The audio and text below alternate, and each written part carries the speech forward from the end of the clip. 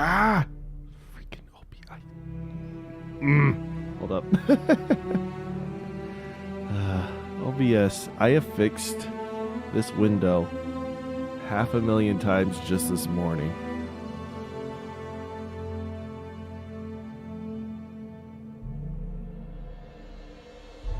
Oh gosh, why are you so off? Okay, well,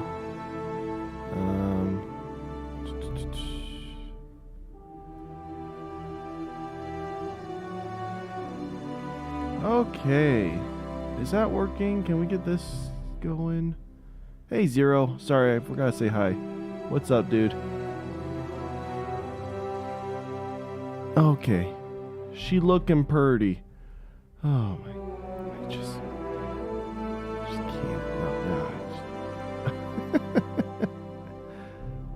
That's what happens when you make a new screen for a stream, for literally a one-off stream. So yeah, we're gonna chill for a little bit. The stream doesn't start until 9 o'clock my time, which is in about 14 minutes. So we're just gonna listen to some really nice music. Hey, Ghostly. So, the first part of the stream is gonna be interesting. We're just gonna be watching this stream together because Bungie, the creators of Destiny 2, are doing a showcase for the new season that's dropping today, and also for their next big expansion. Which last year when they did this, it was such a good live stream, such a great reveal and showcase. And I think they're showing off a lot more stuff outside of Destiny 2 as well, like other projects Bungie's working on that we just haven't seen or heard about. So a lot of that's going to be revealed in this stream. It'll go on for about 2.5 hours. And then after that, we will load up Destiny 2 because the new season would have launched. So we'll update the game, hop in there, and play all the new content. I'm excited. It's going to be a long day. This stream alone is going to be about 4 or 5 hours.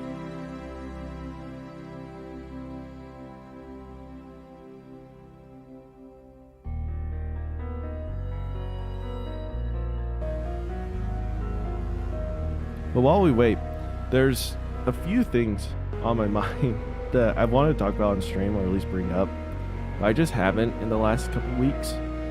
So a lot of my notes are old. Because like I said, I usually have like a list of like topics or stories or whatnot to go through during lulls of time, but I just haven't been reading through them lately. How's life? Life's been peachy. Getting a little better. I've had some weird nasal allergy stuff happening. You could hear a lot yesterday. I think you can hear a little bit today, but I'm getting a lot better. And other than that, school started yesterday for me. Starting to get through all my homework. Trying to get in the rhythm of schoolwork again. So, busy with this, busy with work. In fact, I had to get some work done this morning right before the stream started. But life's busy, but life's good. News I read this morning on Twitter. So before Twitch, before, Twitch had it so if you're in their partner program, which allows you to have subscribers, you can get bits from their Twitch like bit program, right? You can subscribe to the channel using Prime or your actual money. That's kind of the only way to make money off of Twitch is becoming a partner. And when you sign that, there's nothing in the contract, but it was kind of like heavily implied across the community that if you're a Twitch partner, you cannot dual stream to other platforms. That's not saying you can't stream to some place like YouTube, but you can't also stream to Twitch at the same time. So like if you were to stream on Twitch, it has to be solely on Twitch. Otherwise, they can revoke your partnership deal. Again, it wasn't stated anywhere in the contract, but it was kind of like an unspoken rule for the longest time, which is why like I have never really pushed growing my Twitch channel, because I'm like, YouTube's where I'm growing the fastest. It's the place where if I do make a career out of this, it's gonna be through YouTube, not Twitch. Twitch is just more of a place in case there is a small audience there, or if people want to go over to Twitch, because Twitch just has a better chat system, then I can have that option available to them. But this morning I read that Twitch is now allowing dual streams. Oh, that's the graphic changed. Didn't change anything, but anyways, so yeah, you'll see a lot more big content creators probably doing dual streams to both YouTube and Twitch as a way to preserve VODs or to reach out to a bigger audience. I heard this news from Dark Viper, but he'll be doing that more and more just to get a lot more of his YouTube audience to join into the streams, because his YouTube audience, he's got over 1 million subscribers, but he can still never break more than just a few thousand or even just a couple hundred people watching him on Twitch, which is still a very impressive feat. Don't get me wrong, there's obviously a reason why he can make a very healthy living off of that. But he knows he can get even more people into the streams if he was on YouTube.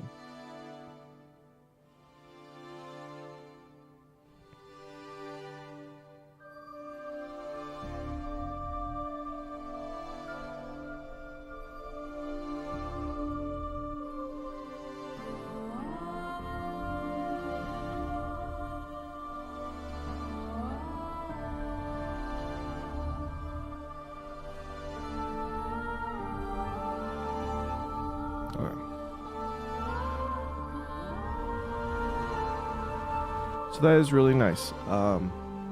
Maybe I'll start well, no, there's no reason for me to focus on Twitch. Twitch will either happen or it won't.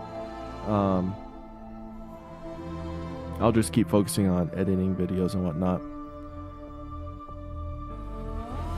Speaking of which, I am in the works for a new video. The reason why it's taking so long is I want to try to make a good intro outro template. Just something simple, something repetitive, something that can stand me apart from everyone else. 10 out of 10 song. Oh, Bungie has the best soundtracks. Oh, they're so good. From Halo to Destiny, Bungie knows music. And that actually goes right into what I was saying earlier with my intros, outros. There's snippets of Destiny 2 songs that I'm doing. I'm just waiting on some graphics. Well, I shouldn't say graphics, pictures.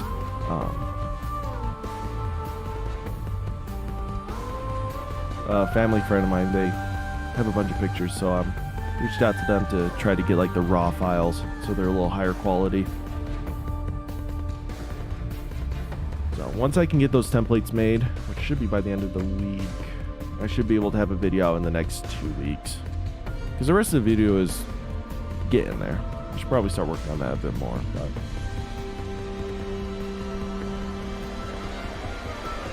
it'll just be a topic video, kind of like how I'm rambling now.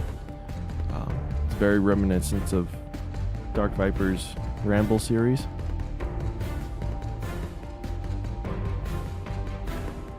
It's almost verbatim it, except it's just me talking about my topics. So although the idea is ripped from him, I feel like content-wise it won't be intrusive to him. It's not like we have the same opinions. It's not like we talk about the same things. Occasionally, events happen, and sometimes he talks about things that I'll have an opinion on.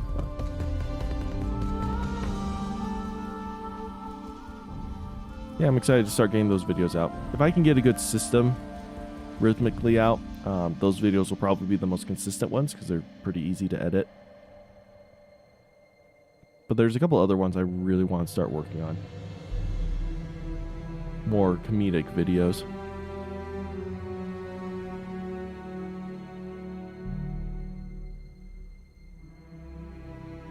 We have 5 minutes, you guys. I am so excited.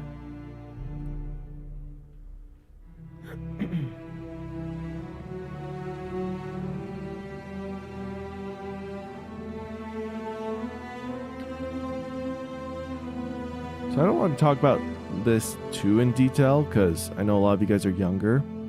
But apparently it's been a trend for a while now, even though I just heard about it a few weeks ago. It's like a purity challenge thing where you go to this website and it lists off a ton of different things and you check if you've done it, yes or no, right? And then each one of those things has a certain point value to it, and the higher point you have, the less pure you are. Right? Did I say that right? The more points you have, the less pure you are. And I was like, the crap is this challenge? And all of my staff, because remember, I'm a manager, and most of my staff are like high schoolers, or at the like very least like very young college students, like just recently graduated high school. So they're all taking this test. I'm like, they're like, Kimmy, well, my name. They don't call me Kimmy, but you need to take this test. Do it. Come on. And they just, I don't know, wanted to see what my score was. And I was looking at the webpage and through the checklist, and I was like, holy crap. Like, anyone who has more than like 10 points, like, what's wrong with you? Because it goes from anywhere between is like, have you ever held hands with like the gender that you're attracted to? I forget the wording of it, but it was very like gender neutral friendly. But it's like, have you ever held hands with so and so, all the way to like, have you done cocaine? Have you gone to prison? Have you starred in pornos or whatever? I was like, what is this? What is this list? I'm just reading through it. I'm like, my gosh. And everyone's saying their numbers, and I'm like looking at the point values. I'm like, how are you guys getting such high numbers? This is what's wrong with you? And it just makes me fear a little bit for the rising youth. I'm saying there, I'm like, when I was your age, like, I wouldn't say I was innocent. Like, I wouldn't say well informed, but I kind of understood a lot of the more mature stuff. But even then, I was like, 17, even 18-year-old me wouldn't have even thought about doing 90% of these things. Probably didn't even know like 20% of these things. But yeah, I was like, dang. Why is this a trend, and why are you guys participating in it? Because I know people who are like 10 years older than me who still wouldn't do any of the things on this list. Because it escalated quickly. Like I said, it went from hand holding, and then like 10 questions later, we were hitting like, some real sketchy territory. And there was like 70 questions. Yes, I've definitely done cocaine. I went to prison. And the webpage says it's anomalous, but I was sitting there, I'm like, I wonder how much information this website is like feeding off of all these kids naively going to it and entering in this information. You don't put in any like personal information, luckily, but you can still like track IP addresses and see what the results of said thing is and sell that data.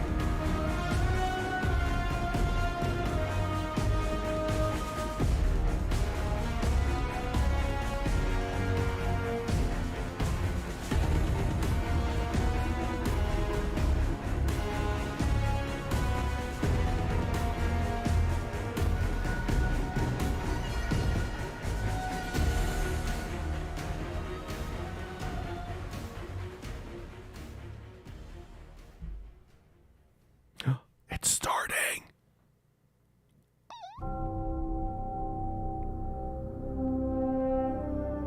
This universe is made of light Who's and talking? darkness. Is this Ava?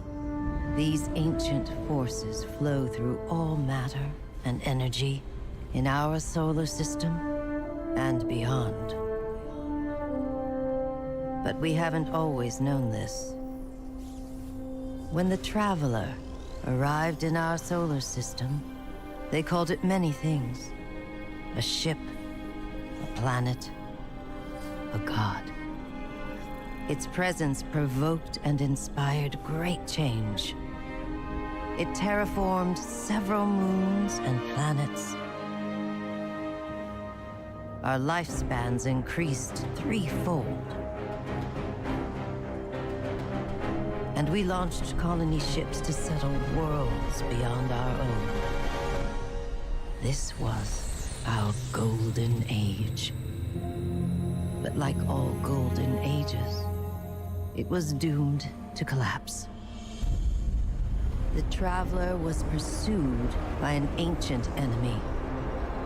A voice in the darkness. It found us.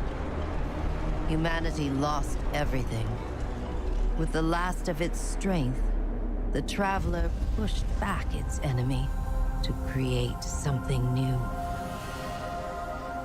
The ghosts.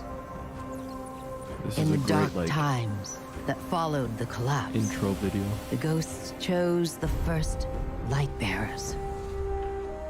Immortal warriors gifted with the power of the Traveler's light. Humanity faced many threats in those days. Invaders from beyond our system arrived in droves. Pirates, called the Fallen, came to scavenge the remains of our golden age. The warlike Cabal came for our territory and resources for conquest. The Hive, ravenous worshippers of death, came to feed their infernal hunger. And the Vex, strange living machines, came to recreate our world in their own brutal image. We fought with each other as well. For a time, oh my gosh, chaos reigned. Though in the end, we came together to rebuild, to heal. We built a city under the Traveler, the last safe city of Earth. In this city, humanity lived peacefully in all its forms. The humans, Earth's original inhabitants, the Exos, marvels of the Golden Age, and the Awoken, a people touched by both light and dark. Lightbearers took an oath to protect the last city. Over the centuries, they earned the title Guardians.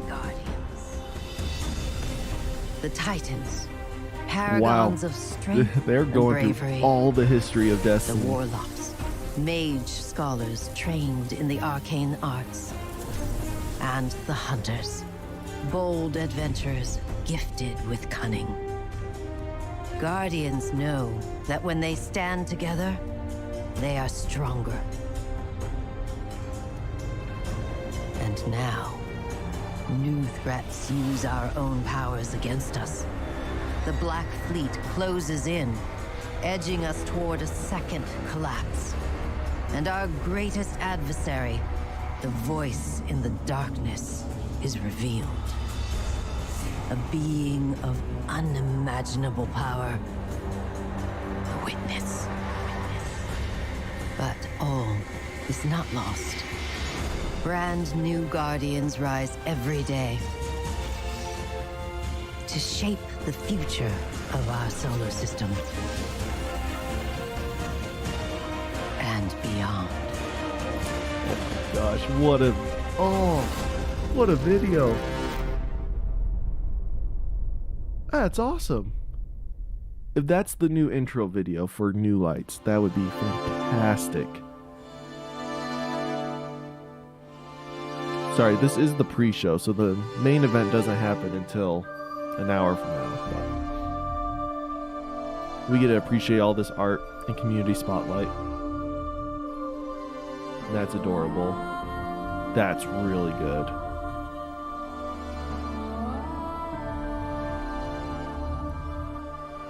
Hey, Mr. Sands. You missed a fantastic cutscene.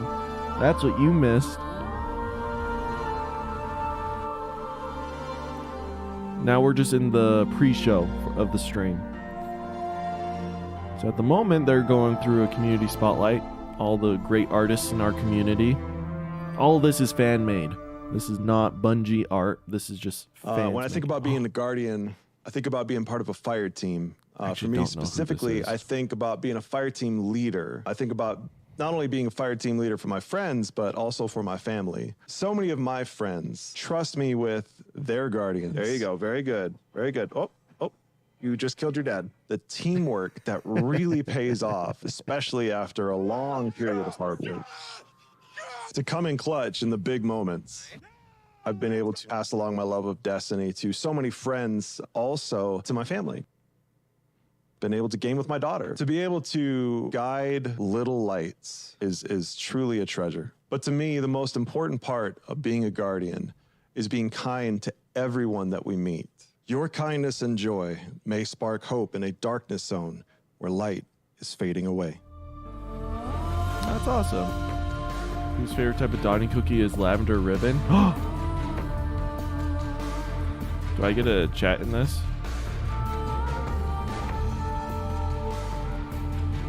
There's one. Oh no, I can't. I'm not subscribed to Bungie. Never mind. We'll just go back to this. It was Saint 14. Saint 14 loves the lavender cookies. You would only know that if you played Destiny around Christmas time and played that activity way too much. Yeah, it's answer 1. And you're revealed. Yes. I am smart in things that matter not. Oh, that's beautiful. I was gonna say that's an Ezrac Sin, but that's not. It's just an ornament. That's really good. I kind of like the rough pencil art drawings. Drifter's hungry. What's he having for dinner today?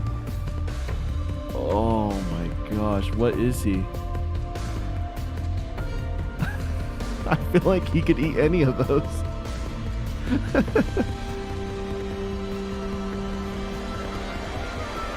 It's a corrupted ghost, but he's our friend. I think one of my most favorite memories with them so far Don't know who this is.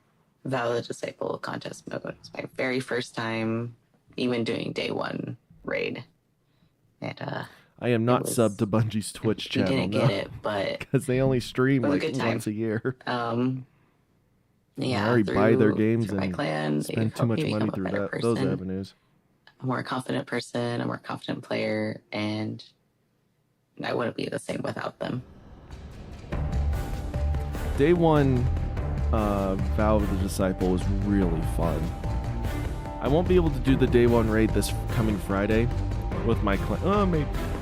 Maybe I will. We'll have to see. I might actually.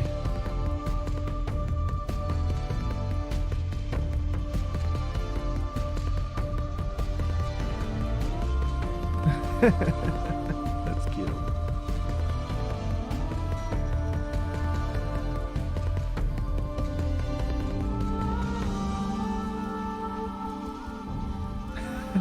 That looks like what's her face from the Muppets. What place in the Destiny universe would you like to go on vacation? Venus. Absolutely Venus. Oh my gosh, that was such a pretty world. Ha sido una increíble experiencia y me ha ayudado a escapar de mi realidad. Acá muchos me conocen por mi apodo, Deus. Y gracias a este personaje he sido capaz de hacer incontables amigos, vivir experiencias inolvidables. I want to say that's Portuguese. Momentos dentro de la comunidad. It could be Para mí el juego Spanish. es más que simplemente lo que se ve en pantalla. I think it's Han sido las Spanish. personas, las actividades, los hitos como jugador incluso, y la experiencia y todo este sueño e historia que hemos construido en el que hay un desarrollo de personaje.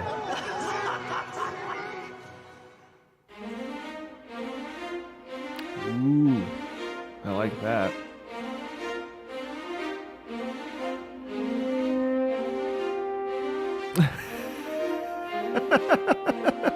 The answer is 4. I love that. That's just such an old meme. That would... Oh. So that would play at the beginning of a strike in D1 every single time. And the way it was, like, presented and how frequently that strike would come up in the strike playlist, it just became the running meme. I thought that said it's a fart. Nope, it's Bizart. I'm so sorry. Whether we wanted it or not, we stepped into a war with the Cabal on Mars. Oh, they never did the answer to Drifter's question, did they? I told you, it could be any of those. That also looks like Mew out in the background. I know that's a hunter with spectral blades, but it looks like Mew. Hi, my name is Lillian. I go by Lily Bean Cosplay on Instagram, and I've been doing Destiny cosplay for 6 years. I started playing Destiny in late 2015, and I just fell in love with the designs, That's awesome. the characters in the game, and I went to a local convention dressed as my hunter. Those outfits From look. then, I kind of just wanted to keep going. I did a House of Winter Fallen Drag, a Sweeperbot, Soraya Hawthorne, Anna Bray, my hunter character from Destiny 2. She pulls off Anna Bray It always real has well. to do with a character that I'm drawn to in some way from a design standpoint. If it's a character that has a bunch of LEDs or you know, moving arms or something, I look at it and say, how can I make this? Because I want to learn from it. I want to diversify my skill set. With my Spider's Associate costume, that's like a fully immersive costume. I can't see my face, I'm wearing a helmet, and I have 2 extra arms. Savathun was part of the Cosplay Cosmodrome event that Bungie did for Bungie Day, and that wasn't being able to take a you, character whose design I wasn't super familiar with yet and create it in real life and then wear it, it was great. Are you the wearer of There's that? so many different groups thought it within the was someone Destiny else. community. You have artists, maybe they you let have everyone wear musicians, it. streamers, gamers, and I think that's really special. Just to be able to show, like, this is what inspires me and this is what I'm gonna do to show that it inspires me.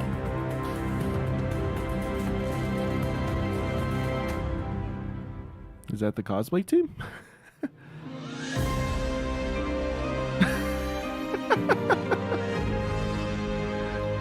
The answer's 3. Oh my gosh, that's hilarious. That's an also old meme. The original story for Destiny 1 got scrapped about a couple months before the release, so they had to redo the whole story using the missions they had already created. It was just a mess, and one of the most famous lines was, I don't even have time to explain why I don't have time to explain. And it was just the running meme. It's like, huh? What do you mean? That makes no sense.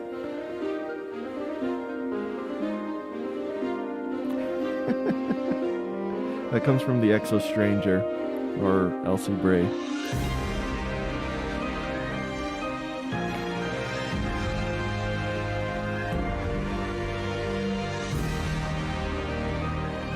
Is that drawn or is that cosplay? I want to say that's cosplay. That looks so good. Which Vex enemy do you fear the most? Oh, the Wyverns. Oh my gosh. Before, I would say either Minotaurs or Hydras. No, not Hydras. Sorry, I was thinking Hobgoblins. Hobgoblins are scary, dude. But no, Wyverns are such a pain. They're so tough. And they just yeet themselves at you.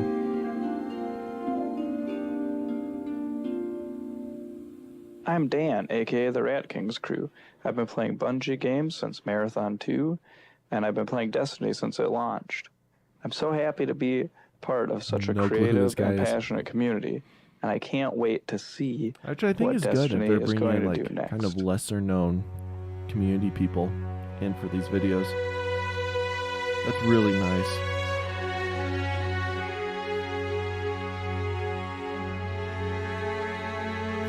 gosh, I'm so excited, you guys. Like, oh my heavens.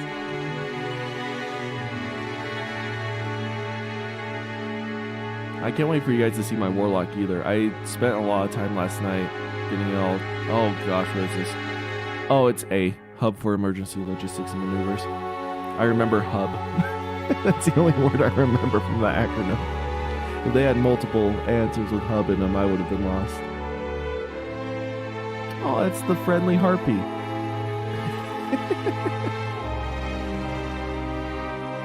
Is that Marasov as a rabbit?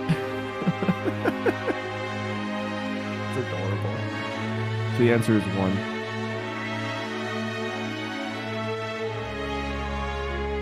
Yep. Well, for somebody who's played from D1 to D2, what makes a Guardian is someone who, against all odds, keeps pushing forward, always making the advance, always moving forward. I was introduced to the game by a bunch of friends, military, law enforcement. I'm in the public safety field. Don't have a lot of time to play, but when I play hard. Long story short, a lot of those folks either got deployed, went to other jobs, or just didn't really see them anymore. Complained about the content and not having it vast.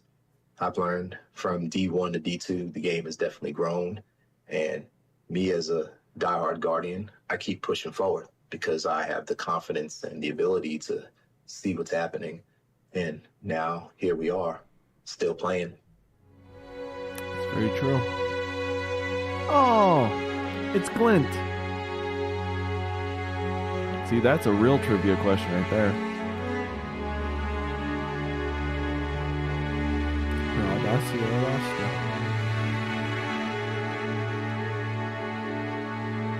Are they wearing Halloween masks? That's fun. Answer 1.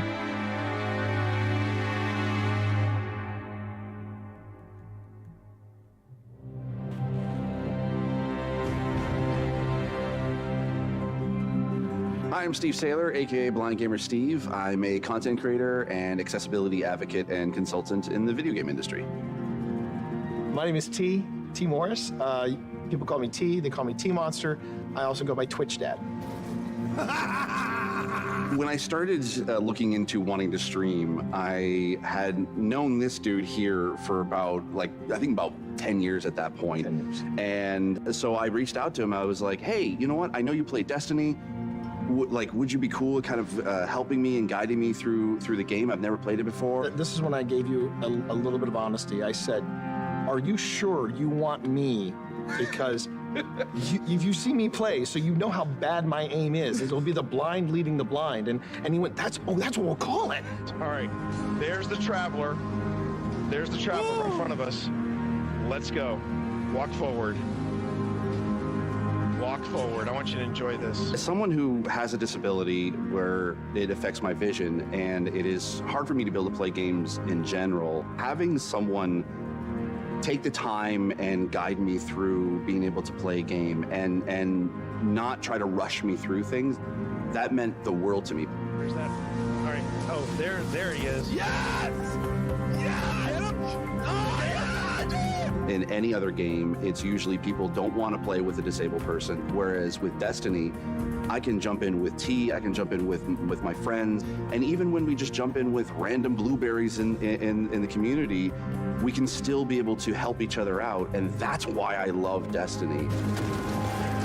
Did you shoot my friend?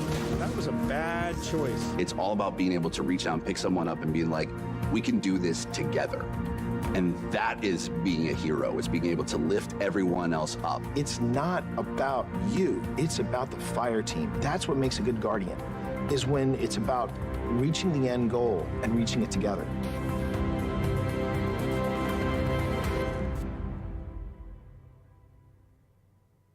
I didn't know we had a community like that. I guess I'm not shocked that we do, and I feel like I've heard of that community before. It's just I've never really seen that side. I mean, although I wear glasses, I'm not blind, luckily. But those who are do have the opportunity to still play this game. Oh, where did Guardians meet the Vex for the first time in D1? Oh, like story-wise, it was Venus. Vex only spawned on Venus and Mars, and you went to Venus first. In fact, that was where you met the Exostranger for the first time as well. It was after your first encounter with the Vex. Which was a really fun mission. They just sent wave after wave after wave of Vex at you. Because usually it's like the rule of 3 where it's like round 1, round 2, round 3, and then we're done. This one went on for about 4 or 5 rounds, I think. And each one just got more enemies, harder enemies. That was a fun mission. It's a great place to grind out kills and whatnot too, if you save the checkpoint.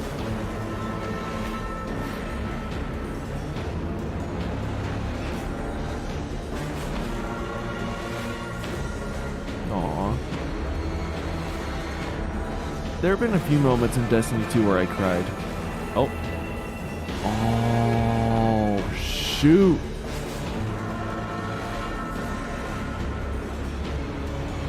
I think it's 3. Ooh. Chat, my knowledge might be on the line here. I'm sticking with 3.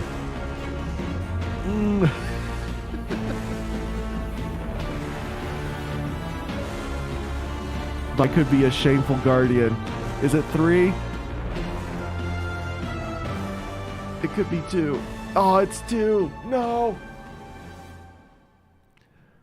Hello, Guardians. Just shows how much I pay attention to those. Happy Bungie Day. Here's my idea story of me being a Guardian in Destiny. I started playing Destiny in Destiny when the game first came out. I was a Hunter main back then. Now I'm a proud Titan main. My favorite moments of Destiny will be my first ever raid that I've covered an LFG group and the friends and clanmates that I met and play with to this day.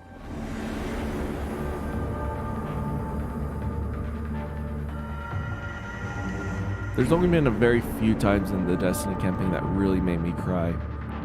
And the one that got me the most was the Kavasta exotic quest story.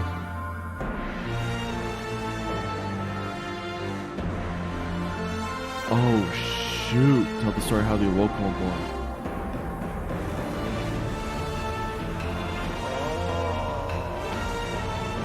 I think it's 3.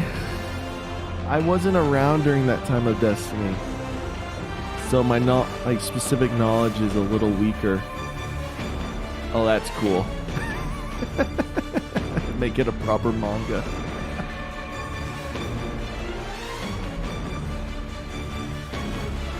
Yeah, the Kavasa questline, it was just a really nostalgic mission. It was well paced, really fun, and just very sentimental. It was 1.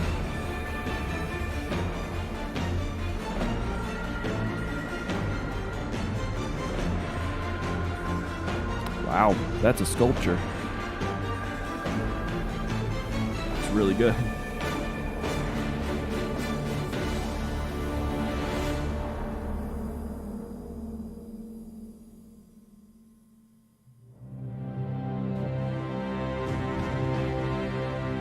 Hi, I'm Gray, or Gamer Girl Gray. I am an Indian American content creator and community builder on Twitch with the motto Gaming for a Greater Good. I started my gaming journey in 2014 when 2 of my best friends gifted me my first Xbox. And I distinctly remember finding Destiny and staying up the entire night to play the game. No, get me out, let me out, let me out, let me out, let me out, I'm dead, I'm dead. Not dead yet. She's so young. I found a place where I could be myself without any I feel like she's about fear my of age. being treated differently for who I was, maybe how I looked, older. how I sounded. Probably 2 or 3 years older. No, you gotta be kidding me, bro. When I came out to my community, it was such a monumental feeling for me to be able to see all these people flock together to make me feel welcome and safe and included. That was a feeling that I want to share with other people, this safe space.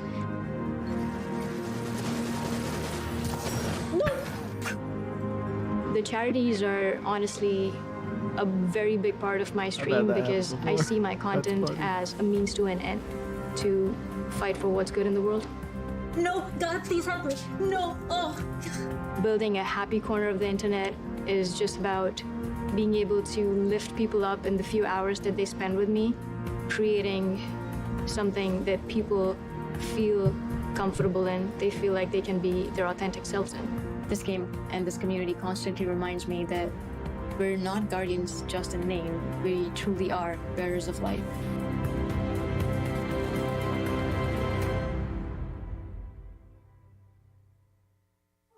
Fill in the blank. What blank?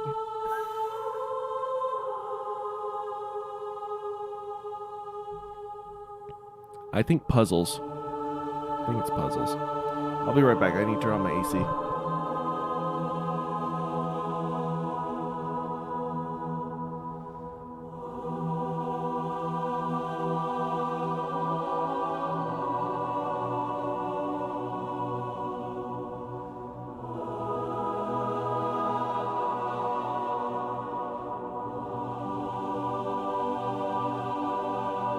Did I get it right? Was it puzzles? Or is it gifts? Oh, it is puzzles. Oh, good. Let's say, I think it's gotten to the point where I just don't listen to Raul for a while.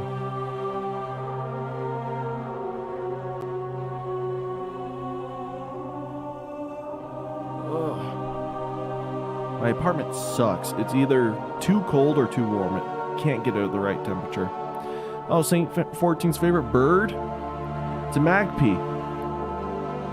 I'm just messing with the chat. It's a pigeon. He loves pigeons. I don't know why. Pigeons are the worst. I freaking hate pigeons. Can I tell the story of how I made a pigeon poop itself? I probably have, but I'll tell it again. I was in New York City, just kind of waiting on the above ground subway trains. And I've been living there for about almost a year, I should say. And this pigeon was just kind of walking on the platform. Being a guardian to me has shown me how important it is to stand up for what's right and to defend those who are oppressed and marginalized, just like Bungie continues to do every single day. So thank you, Bungie, for being real-life guardians to me and everyone else across the world. The way that you stand up for social justice issues and make sure that everyone in your circle is loved and cared for is truly inspiring. I know that it dictates the way that I live my life on a day-to-day basis. Thank you so much, and eyes up, Guardians. What is your favorite Shaxx quote? You are a tempest, throw more grenades, 7th column, fight. It has to be fight forever, Guardian. It's just such a well-delivered line. Anyways, with the pigeon, I was just sitting there, and this pigeon just kind of walks across the platform kind of in front of me, and I was just glaring at this dude.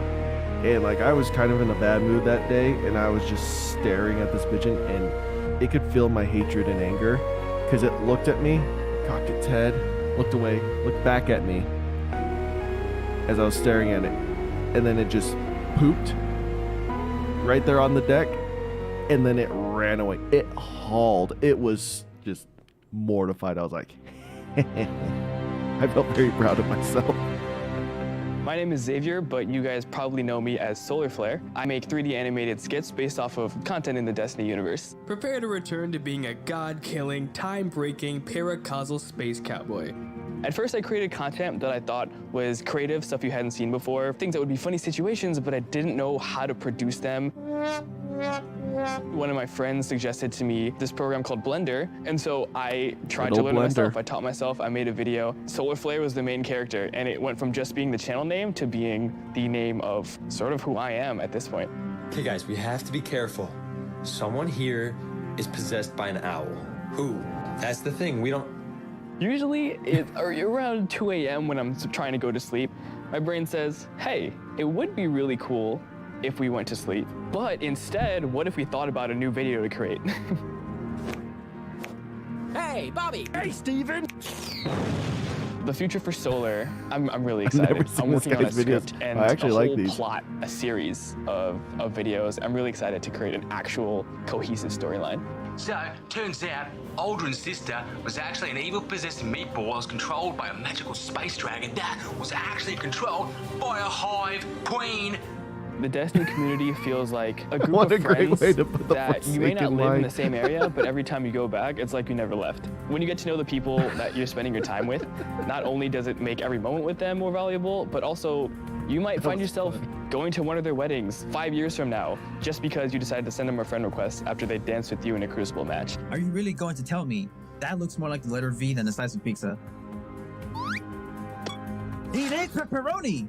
It blows me away just how dedicated people are to creating things in this community. It's just so cool to see how passionate people are about all of He's it. really great at the animations, but the jokes themselves are really funny.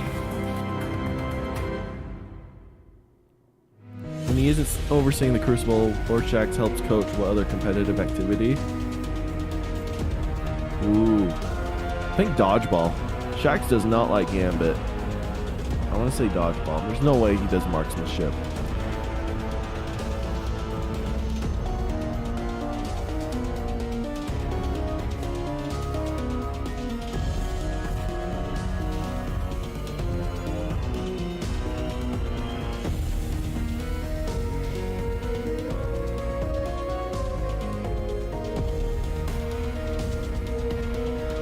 Say dodgeball? Yes. I think I do remember reading that somewhere in the lore cards. A lore card is just written lore pieces found in armor, weapons, or other sources where it's not told to you specifically in game, but it's more of there to, you know, for those who really enjoy the lore and read everything, it's there for you to read.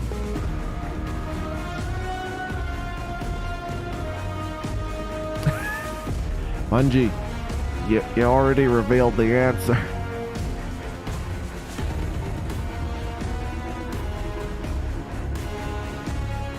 This whole pre-show is just ruined because of that one mistake.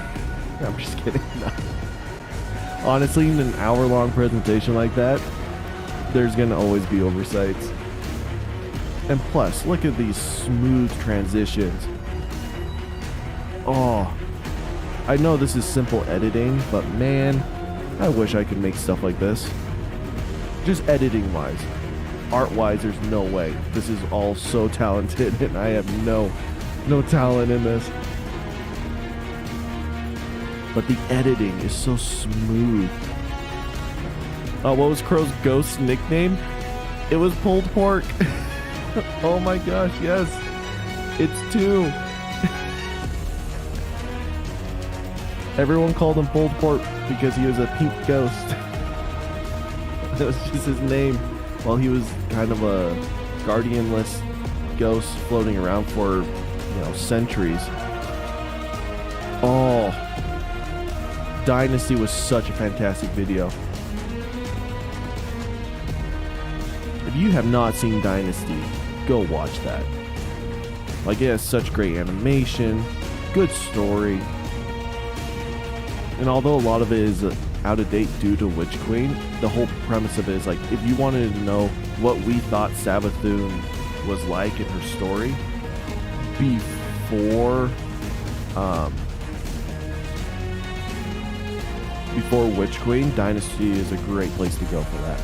Like, ever since 2014, that's what we thought Savathun's story was. Stasis weapon that is not Ayas Luna. Riptide crate reads Deliverance. It's got to be Deliverance. I enjoyed that way too much. Such great fusion.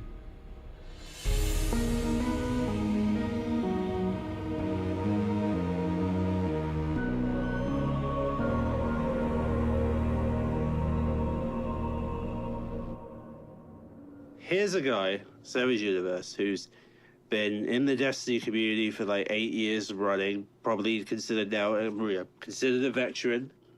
And the fact that, back in, July 2014, I was curious about the game. I was curious about it and, very interested to see what this game, whether this is the game for me. And then to get to a point where I would, get so many dungeon clears, raid clears, go, flawless to the point where I even solo flawless trials. That was two or so weeks ago. And then to meet friends like Vixen, Tony, Long Live, Zoe, and then to be a mod for this kind of because she's awesome. To have all of that in like 8 years, I wouldn't even believe you back then, but here we are, still living the Guardian life. Amen. What a cute message. Believe it or not, chat, those are ships. Those are not projectiles. He's directing a fleet, not shooting thorns out of air. Shin Malphur dueled and took down the renegade Lightbearer Dredgen Yor.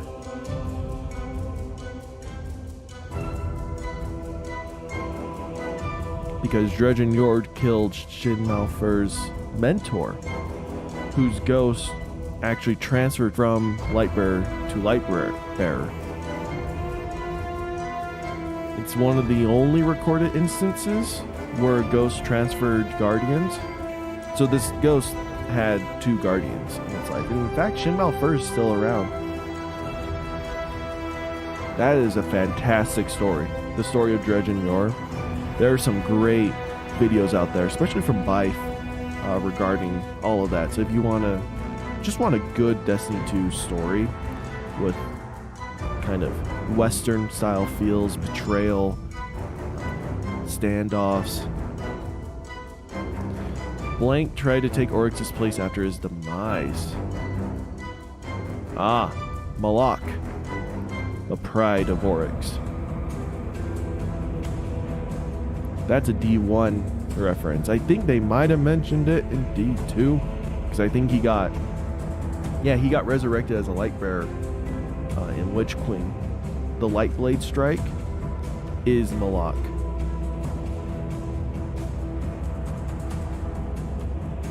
Right? I'm talking very confidently with this. It's answer 1, right? Yeah. Okay. Ooh. Now that is a Thunder Crash Titan right there.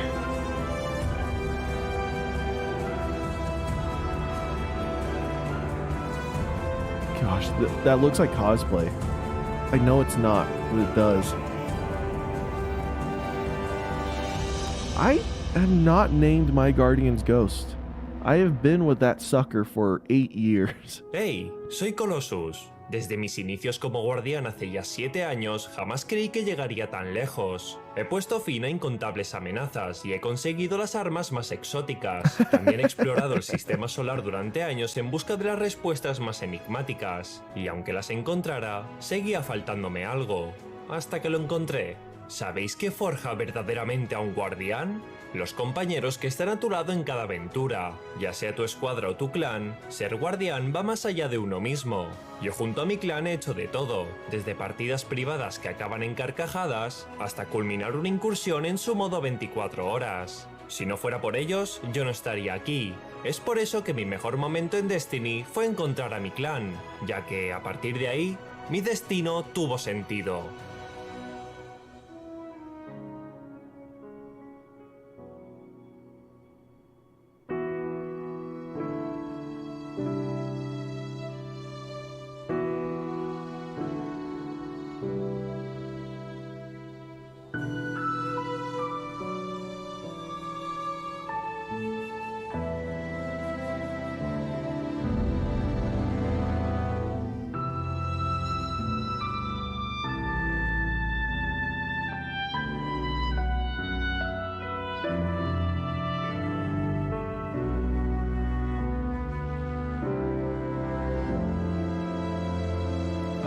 Oh shoot. Sorry, work is texting me. I missed the question.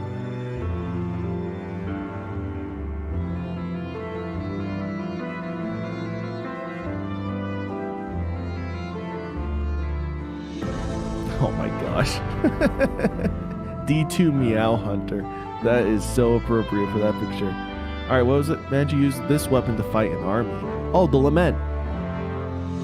He used the Lament to fight off the Vex during the Vex invasion on Europa. And that's why Banshee is 42. He used his first 41 lives to fight off the Vex. Which is funny, because his predecessor the person he, what do you call, the human version of Banshee was Clovis Bray, the dude who opened that portal and was a madman. But Banshee was a much kinder soul. Very talented in weaponry. Blank has a champion staggering perk. Parasite. I'm just kidding. It's Bastion. Bastion has an unstoppable intrinsic on it.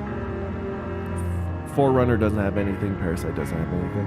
In fact, I don't think any grenade launchers have champion perks. Same with rocket launchers. It's just really hard to do that because they're single explosives. The Guardian was showing their love for Elsie.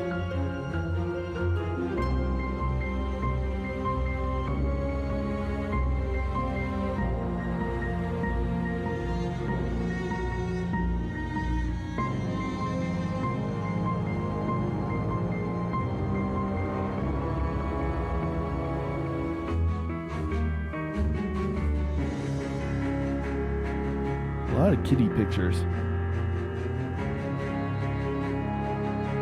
That's cool.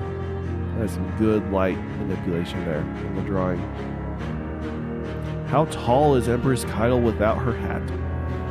Oh, shoot. Answer 2? I think it's 2.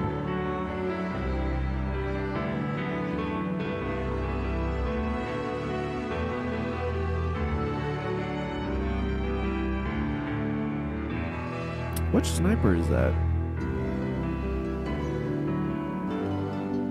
Actually, I have no idea. That's a very smooth EXO.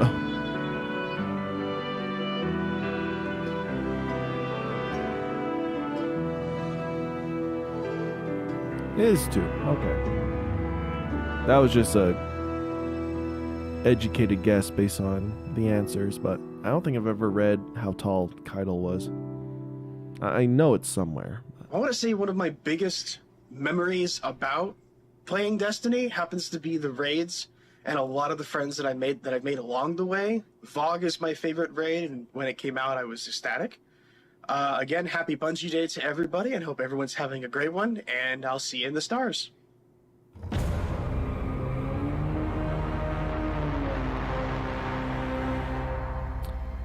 It's father and daughter right there.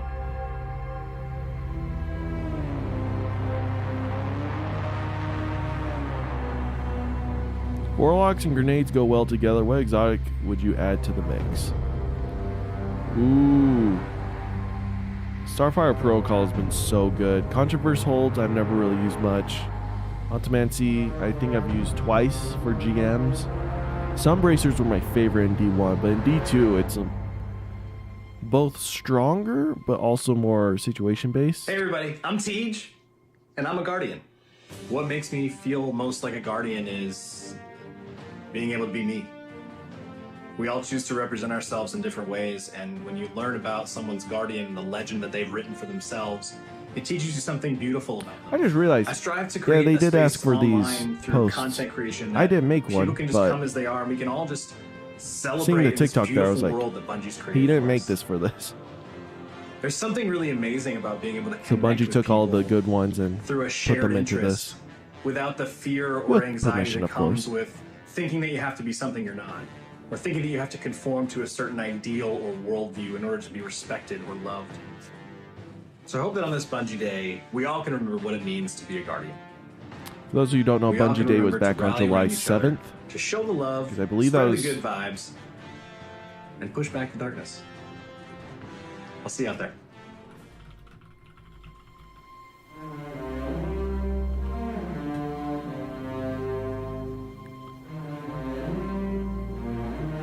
It's just Bungie's obsession with the number 7. Okay. Number 7 is famous throughout the history for being the key to solving certain mysteries, puzzle ciphers, and also produces very attractive shapes and patterns. And that's kind of why Bungie likes 7. Okay. I could have been in, yeah. Rolk won't stop talking about the upended. Oh my gosh, the upended. You gotta listen to that stupid dialogue every time you finish either the raid or preservation. Oh my gosh. He never shuts up about it. I don't know why I decided not to make a video.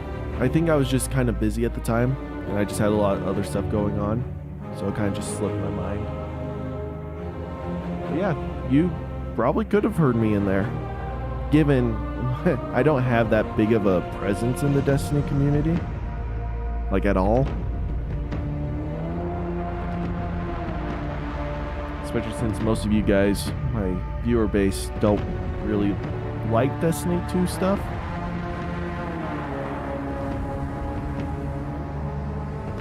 Gosh, look at that. There's just so much in that. You could have a chat with a character from Destiny. Who would that be and why?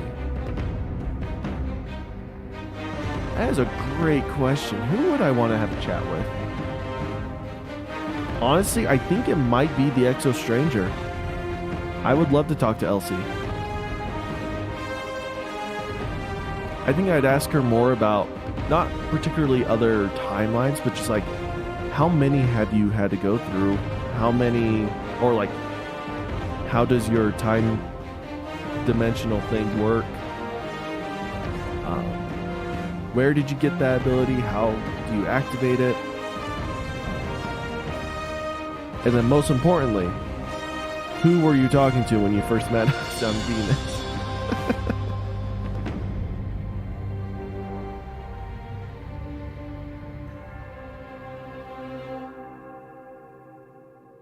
That's adorable. That is really cute.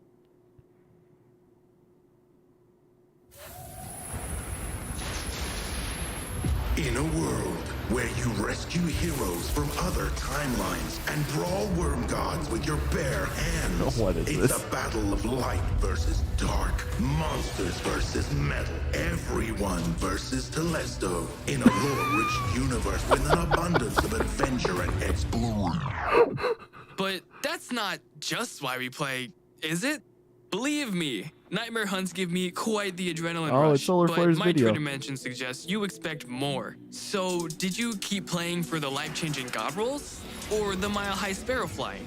The Nessus frogs? The day one raid nights with your friends where you spend 8 hours and still don't know what you're doing? The Nessus frogs? You must have had some inspiration, right? Probably the creators and streamers that helped you forget that time you dropped your pizza, cheese side down. Or was it the people creating a Destiny universe of their own with stories, art, and literally dressing for the job they want? Maybe you're here for the intellectual discussion, or maybe you're here for the Space Horse. Maybe you're here for the Destiny creators you love so much, Bungie actually got one to do this video. Hi, Mom and Dad. What I'm trying to say is, Destiny 2 is so much more than the game we see in trailers. While many joined for the fantasy, we found a home amongst its people. And in the endgame, we stayed for the discos, the DPS, the grenades, the bad bubbles, burgers, and tannics behind every corner. Trombone medleys, laser tag, tower names, yeehaws, the dings, the punts, the clutcher kicks, sweeper bots, stasis crystals, cheese spots, raid callouts, pub stomp, ramen, sliding, chicken petting, Galahorn, Sepix Prime, shiny swords, Thank you so much for joining us today. was a fun we trailer. are so excited to dive in and talk about just the kind of journey of being a massive Destiny and Bungie fan and what that's like to go from massive fan to actually working at the company that we loved so much. What's her I want to handle? learn about your forgot. journeys. How did you get started playing as a player, not as somebody who works here, playing Isn't that Destiny, and hippie? kind of how has that relationship with the game evolved through the years? You know what, T, you and I, we've had many conversations, Rick session. I want to hear from you, buddy. Hold up. So I've been playing the game for a little bit. Just a little bit. Just a little bit. Okay. And so, you know, as proof of my, the D1 Yeah, Alpha it veteran is hippie. status, I have my raid belt here today. So this is my cringe moment where I will be it's proud. nice to see one in person. I've only seen it on like screens and like screenshots. Tell us a little bit about it. Like, how'd you get it? When'd you get it? So what raid was that is the King's Fall World's First Belt. Me and my 5 friends, we used to have, but I think we probably still have it. World's First of Fun. Like whenever we were doing World's First races, it was supposed to be about having fun and showing off the new stuff. And for me, I always loved raiding just because like I'm a problem solver by heart. Like that's also why I love working here, because that's what I do is I just kind of solve problems that are really complicated. But it's really exhilarating. And now so he works for it's Bungie, very fun. but he's also a King's being able to Fall watch others World's suffer First. for 24 hours. Oh yeah. Oh yeah. Because it is exhausting. So if you are listening to this and you are raiding, or if you're planning on raiding for a long time, drink water, stretch, Bathroom break. don't Please. die. Bathroom breaks. Thank you. Lots of bathroom breaks, lots of Don't water. let that heart rate get too low. I'm very much with Sam on this in terms of like the loving the problem solving and loving to get into that. I really fell in love with Destiny when I started raiding, and that was like my moment where I was like, I grew up playing puzzle games and mystery games, and like I love those types of games, and to in find D1, that the only in good Destiny, things about and to Destiny was find the Crucible that same and sort of like raiding. problem solving, but to do it with Everything a team outside and to of that do it was with your just friends. trash. I'm on the same page. Yeah. We still love the totally on game, same though, page. but- Like the number one. If you come story from for me around D1, is that's why a definitely lot of Deepstone. hardcore raiders Like and I played all the Crucible way through people Deepstone with my clan, are very which prevalent was because amazing. they were birthed When you in look D1. back at the history of Destiny, there's so many moments like that, and I'm kind of interested on, is there any characters or story moments that really stick out to you from our history? I feel like that's Destiny at its best, is like when you are learning from it. Like at least for me, I feel like the journey of Eris. From like D1 and being like, who are you? What are you doing here? This is weird chick. Yeah, it's like super creepy. Some emo chick crawled out of a pit. I think like seeing where And now she she's, is like, everyone's now, and then guidance how counselor. she's, like really helped everyone else. Like a lot of people, I'm a huge Zavala fan. I'm a Titan. It's just like in my blood. So like for me, like seeing Eris like help all of these different characters, seeing Zavala come from where he is, which a lot of people, again, I know some folks that don't really like him that much, but to me, he always just seemed like a really, a father figure who's trying his best for everyone. When Kay died, right? I think like, people were like, what? Like Zavala, why aren't you doing this? X, Y, Z. And then we got to learn more about him. So for me, Zavala is like number one. That his whole character arc, and then Eris and like her character arc, you're all insufferable to then like teaching everybody how to deal with their demons. Yeah. I think That's is a narrative kind of crazy. Incredible. Speaking to now and like through season 17, how Eris, she's like one of the epitomes of grief in her whole story, and how she evolved to something where she's like, I had to learn how to deal with grief on my own. And to see her evolve to a character that is like helping people go through I their don't own even grief. say that, It's, like the Bungie, Guardians what helped the her in heck? Shadowkeep. Like, how do you do And this? how patient she was. Like the fact that like when Crow would stumble or Zavala would stumble, she'd be like, come, take a step back. Patience. Healing doesn't happen I overnight. wonder why it's And- buffering like that. That must be what like we've seen in the on last Bungie's couple of end. seasons of the incredible narrative team and just diving deeper into all of the characters. I think that's one of my favorite things that we've seen from the kind They're of just broadcasting expansion from issues where on we their started end. to where we're at now, is just that deeper dive. And I know kind of where we're going with things, and just like the more that we're going to be able to dive into and hear characters' backstories and understand where they're coming from and what makes them, I think to everyone's point, it just makes it more than just a shooter game. You have that additional aspect of these incredible stories that we all connect with in different ways, and it just makes it, it's didn't the finish my Bungie thought. magic, it's the space Shadowkeep was magic, it's the essentially thing that like... Eris's Then therapy you do session. a little emote jig at the end. Yeah, exactly. And it all somehow, and it all makes sense. It's called Glimmer Gun. Yeah, yeah. But like, how cool is it like that we're here now? And I'm kind of interested, like knowing your long relationship with this game before you even worked here. And then that we're sitting on this couch, getting to nerd out and talk about the things that we love the most. How has that been making that transition? What was that inspiration that drove you to be like, you know what? I'm gonna put my application in. We'll see what happens. This is my first gaming studio for sure. Yeah. Getting into Bungie is interesting because I always wanted to be in tech. That's really where I started. For Destiny specifically, I played it every day, but I never really thought of it as a place to work until Black at Bungie. And so I reached out to a bunch of people on LinkedIn and was asking a bunch of questions. I was like, hey, look. So it was really amazing to be able to like get into the I don't think I'll industry ever and get apply into to Bungie. Destiny for me was. Not that Bungie's a fantastic that was place to back be. When I just was streaming for fun. It don't was just think a it's a hobby, field of work but I then would it wanna be became just in. a lot more to me because it has all these things I love about games. Because I love RPGs and I love, you know, like the game feel of a Bungie game, right? When like you shoot that gun for the first time and it just feels good. Unless, you know? like, Space magic. Yeah. during my Space time in magic. school Like, and my time in computers, I come to like enjoy the more gaming side of tech. That's all I want to do. I just want to cast Maybe space magic. like in Bungie would every be the game that I first place to play. go So if I ever to do me, the consider game's a working in lot. gaming. Like but- it's kind of just it gave me a career. It gave me like guidance in life for finding a community that I really love. And now I'm absurdly thankful that I can be a part of the team and hopefully make the game better to hopefully have that kind of impact on somebody else. I knew that I wanted to work in gaming. I actually got the opportunity not from the Bungie career website, but from a Twitter post from Tweet.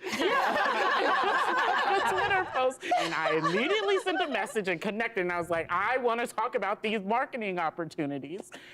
And now I'm here. Now you're here. You love to see it. So, and it's just even now, just the fact that I'm sitting here, I'm just like, You shot your shot, dude. oh That's my what life's about. Literally, I shot my You shot. shot your I'm like, this is what they mean, because you hear them throw that phrase around and you're just like, well, what does it actually mean to shoot your shot? And it's like, no, That is it's pretty like, funny. Getting you're a job not through going Twitter. to Not even respond like on Twitter. It's like, I'm because gonna find you DMG put a link Even to if the you have that Bungie moment of jobs. doubt. It was Even if you have that moment of fear, because sometimes to making a jump like that's scary. Scary. If you're scared, Absolutely. do it anyway. Yeah. Yeah. The leap into Bungie was really similar to Will's story. This is my first role in gaming, so it was this like huge leap to. I had been working in marketing for a long time, but I really wanted to make the switch to something that I'm really passionate about and something that I love, because I think that's what makes work so magical, is when you get to work on something you really care about and you really, really love and you feel passionate about. So that for me was the kind of thing that pushed me towards we're almost there, shooting my chat. shot and This is going to taking be the my last shot of the a couple pre-show, of years ago, and then and the making the real switch over juiciness to, is going to come. Bungie, and it's been incredible. There's moments like this where it feels very surreal, where you're like, what is happening? This is very, very, just to have that, like, we all work at Bungie now, like we get to contribute to that thing that we all love so much, and that's incredible. I'm sorry, but that's such a good point, because there's so many people that ask us like advice on how to get in, and I was rejected numerous times before finally getting that spot. And you know, I know it breaks my heart because so many other people are in that same position, and then they stop chasing that dream, because like this isn't my first gaming job. I've been working in this industry for almost 20 years and as a journalist, and it was really scary to make that jump. I felt like it was right. I kept applying for narrative, and you know, granted, I sent them not appropriate fan fiction as writing samples, so I get it. Like, no hard feelings. I get it. And they were like, you know, it was just, they were like, hey, we think you'd be a good fit for community. Like, let's put you through that interview process, and we did that, and it was scary at first, but the more I kept interviewing, I was like, wait, no, this was made for me. Like, this is what I was supposed to do. And it was funny because all of that trepidation that first week left. So lesson learned, because chat. I Don't felt do like weird it fanfic was to family. try to get I'd into like a narrative to team. think that Bungie gives space for that human condition, that human element. It's a place where I can feel that's weird. like Why I does can it be do that? myself. It's a place where I am being taken care of. Huh, and I didn't I'd realize like it to did think that. Sorry, chat. You know, we're not perfect, and there's things we can improve upon, but That was we just me try to opening talk up about those Discord. Well, thank you guys so much for joining us today. It was honestly so much fun just diving into your stories a little bit, not just like as devs and working on Bungie side, but as Are they players before still that, and the hiring? Oh journey my into that. gosh. I'm really also excited for the upcoming showcase. I don't so have any I'm gonna need skills you all in to any of meet those me in the departments, back. so- We're gonna do a blanket burrito. How long and do I we're have to gonna wait? hunker down with some popcorn. There's a timer in the top left. Let's go. Up here. Let's go. So ready. There's a minute and 20 seconds before the actual showcase. Blanket burrito. Comfort. We're about comfort here at Bungie. Hello, old friend. What? They're like corrupted gold. No. Are they using supers? That's what I want in Destiny. I want darkness. I just got chills. This is everything I've ever wanted out of the story. Multiple G-Horns. Oh my god, I love it. Ooh. Dang. Growth is nasty, son. Your life is forfeit. This was Woo! The Leviathan is back. The scythe. This was a fun video. They released this a couple weeks ago. He has given himself over to the witness. Yay. That was hot. Sir, are you okay? Oh, you look nasty.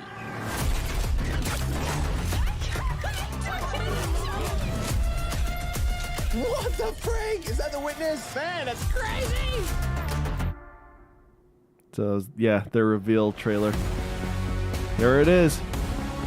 Yeah, oh my gosh. Getting shivers. I'm so excited. Welcome, Guardians. So awesome to be here with you again. Last time we got up here, we got a chance to show you Sabathun, the Witch Queen, and her majestic throne world. Yeah, it was over a year ago. Since then, it's been a wild year for Destiny. You returned to the original loot cave to reclaim the fabled Gallarhorn. Then, you exorcised an ancient evil from a hive queen, so you could put it inside a grenade launcher. And now, you've been spending the past few weeks cleansing a derelict Leviathan from its twisted nightmares. In fact, the last year has been the best year we've ever had in the Destiny community. I hope you can feel it as well. It really has been seeing this kind of reaction from our community, it's both humbling and inspiring. Because our team here at Bungie, we're not just developers, we're also guardians. We're trying to build what we'd love to play that in Destiny. entire like and that's what 5 out of brought 5 each one of us expansion from here. home. Brought us not only to Bungie, but also brought all of us to this final showdown between light and darkness. So, without further ado, this is the beginning of the end. This is Lightfall. I'm so excited. What the? What? It's like Cyberpunk. They see this glorious end. They will come for us.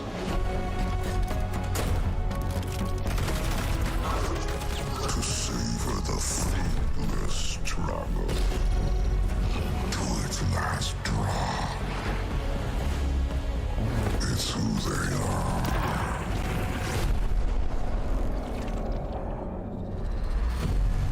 Let them come and see.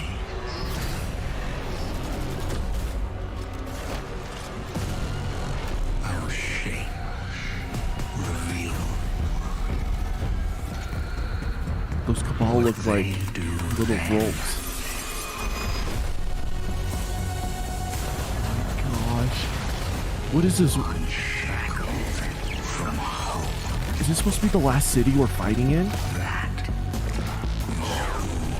Is that the new subclass? Oh my gosh. Oh my gosh. In the end.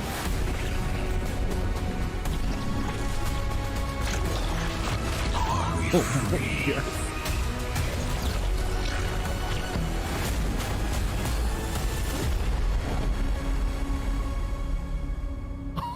Oh my gosh. I've seen that thing 100 times now, and every time I see it, I still kind of get goosebumps. Instantly, I had chills. It's all here. It's all happening now. Things are finally coming to a head. Thematically, we really have been honing in on that kind of bombastic, big set piece approach. It's gonna be over-the-top action, adrenaline pumping, like the whole time. This is really kicking off the conclusion to the Light and Dark saga, where we finally face down this foe that we've been anticipating facing for so long. It's pushing it to 11. We've been hinting at this malicious force in the darkness that's been our enemy behind a lot of our conflicts.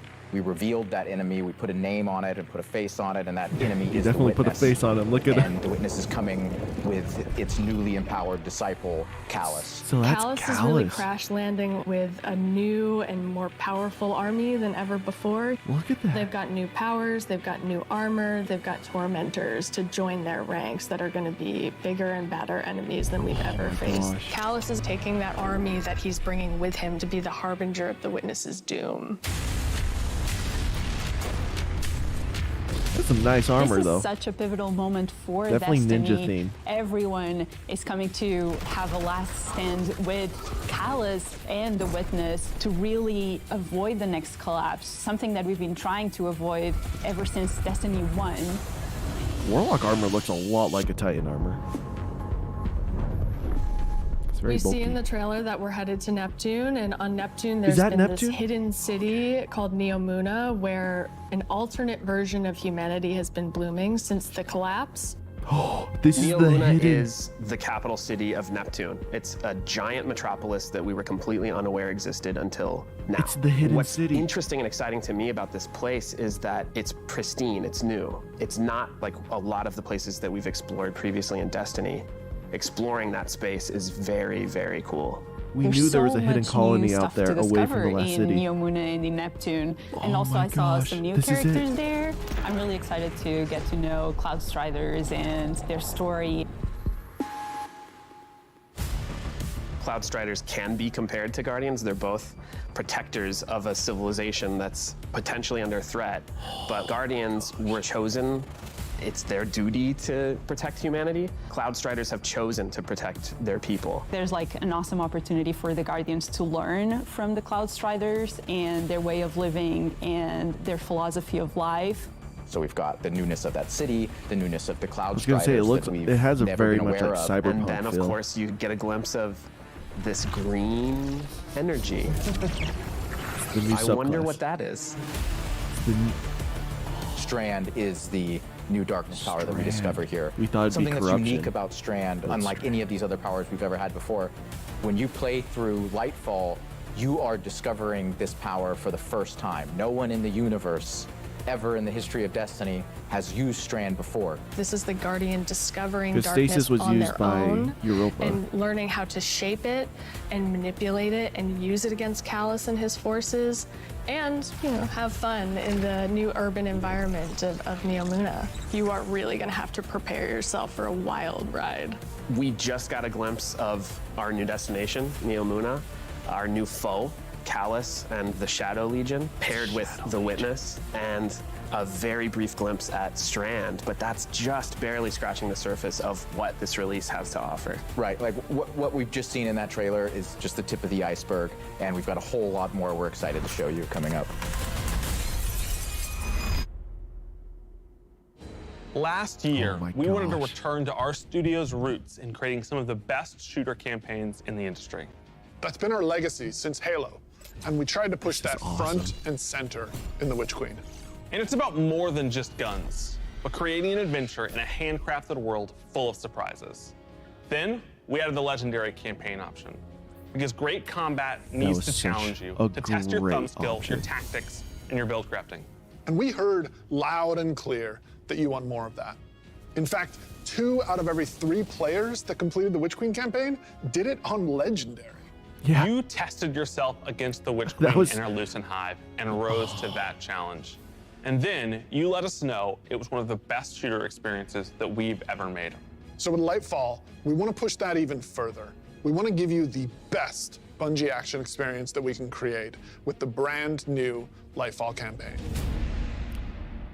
So Lightfall what is else? going to change the way that our players move, fight, and explore everywhere in Destiny. Neptune is this fantastic destination. The capital city of Neomuna is a really fun place to explore, and it's this bright neon metropolis. There's a harbor, office buildings, an arcade. This is a city that we've made, and using Strand to traverse through it and explore it, it's going to be so exciting. There's some places that once you whip out that grappling hook, ooh, you're gonna be able to explore and get to places that you couldn't before. Look at that up there. I wonder if I can grapple to there. I'm Oh going to my be gosh. a kid in a candy store. I wonder how It's not a the city grappling's that gonna is work. collapsed. It is a city that has lived through the collapse. Neptune now has to deal with the cloak being pulled back and them being revealed to the world and are now central of the conflict. Callus has taken his capital ship and just like planted it right down in part of the city, and it's Cabal-occupied territory. It's a city under siege. You've got this infiltrator vibe at times where you feel like a tactical team going into a skyscraper. You're dealing with Cabal roadblocks and patrols all throughout the city. The Shadow Legion, they provide that like characteristic Cabal brute strength. They're all about like volatility and power. And they've been enhanced now by pyramid technology. They have these suppression devices that can take away some of your super, take away some of your abilities. And then they fight alongside these terrifying new pyramid units called Tormentors. New enemy As part of type. his discipleship to the Witness, Callus has been upgraded. And so the Tormentors that they've brought in are these impossibly huge, unstoppable behemoths.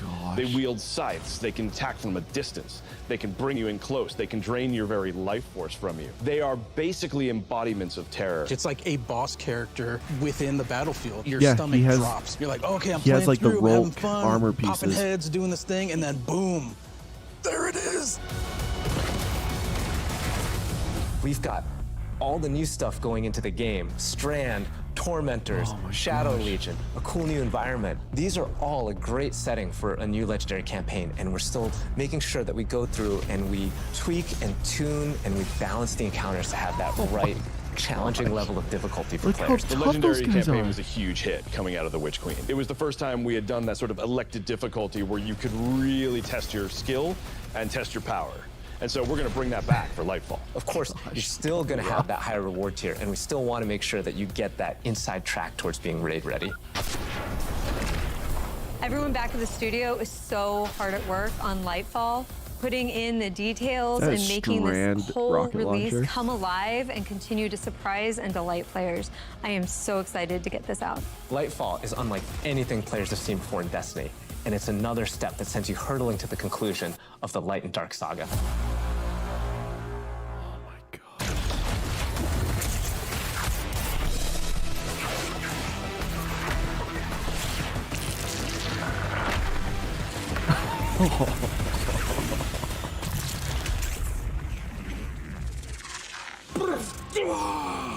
Come I'm so excited for this. I'm super excited to dive into Strand and talk about all the new stuff that we just saw.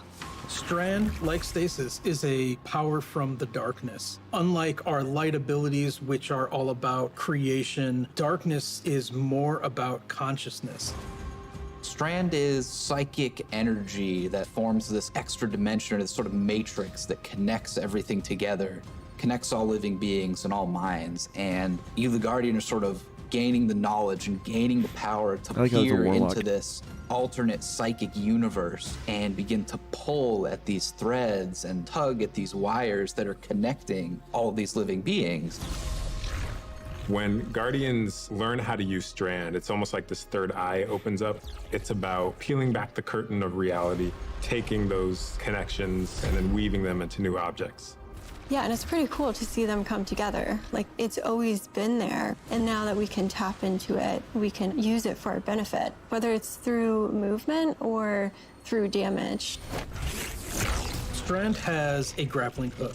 Since you're seeing into this cosmic web, you are able to grapple at any point because the cosmic web exists everywhere.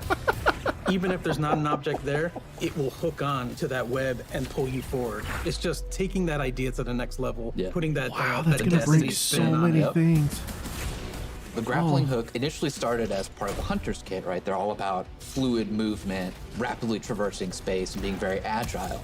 But as we were developing, it's like, oh man, this feels like it's too much fun to just keep it to one class, right? Suck So at we made the hunters. call to expand this super cool new ability across all three classes.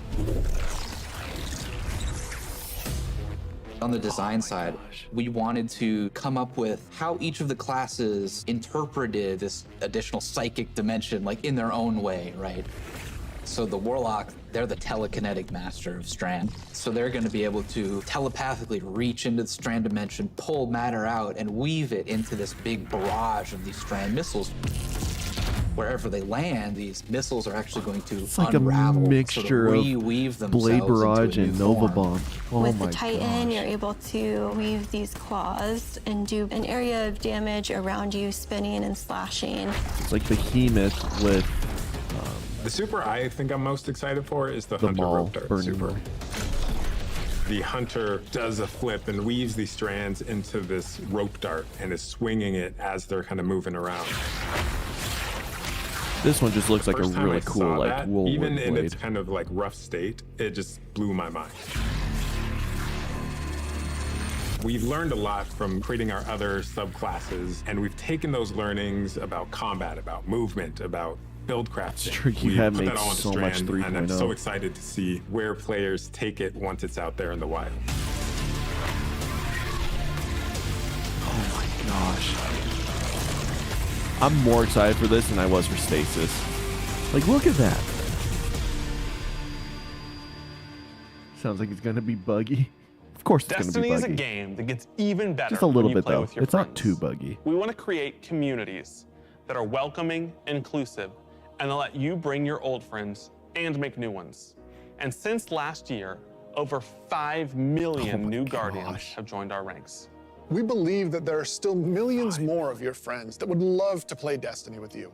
And the things that you want to see us improve in Destiny are also exactly what's going to make it easier to convince your friends Please tell to me you're come and getting check new out light the game. experience. New light It should experience. be easier to create custom, incredible builds. Easier to find people to play with. Easier to swap from being that boss-melting, storm chaser-wielding, falling star juggernaut right into that ultimate yeehawing, dead man's tail shooting, Titan's rampart crutching sentinel. And if none of what Joe just said makes sense to you, we want to fix that too. Because it's not about removing the depth that makes Destiny so great. It's instead about allowing everyone to dive deeper with ease. So what are you bringing into the game?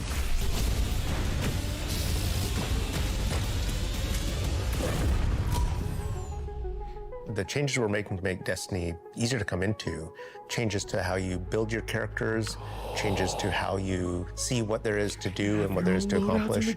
And in the year ahead, we're actually making it easier to form groups in Destiny so you can go and do some of the greatest content that Destiny has to offer. All the teams are working together to build this experience, and so that's what's really exciting. We keep on hearing from players like, hey, unless I have a friend to play with, I don't know what to do.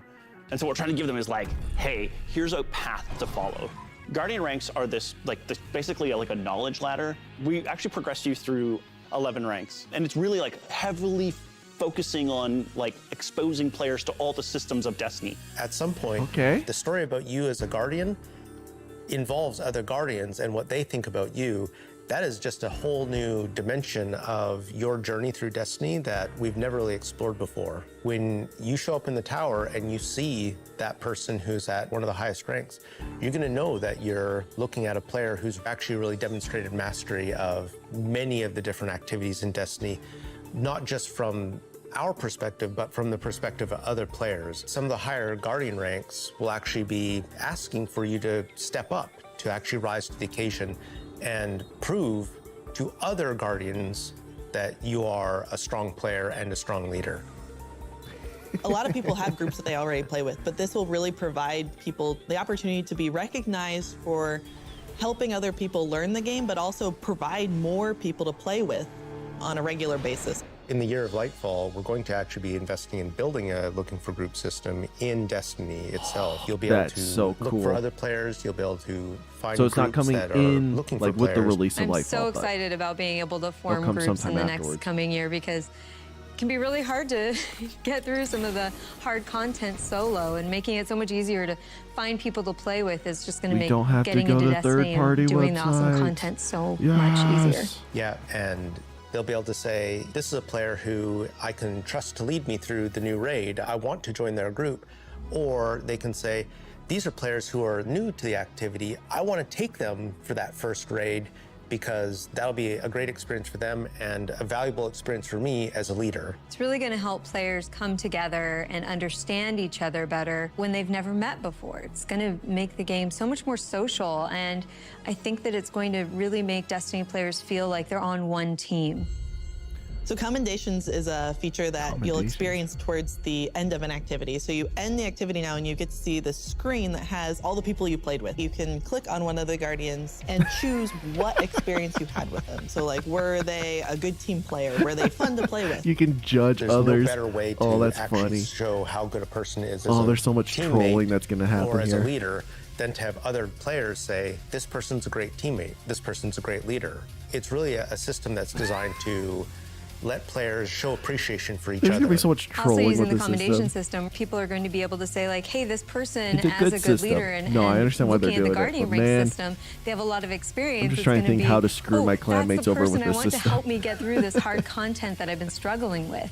Social games like Destiny give you an opportunity to like really connect with other people and do things together and get to know each other. And with a system like LFG, you're making it so that more people can get that experience started than ever before.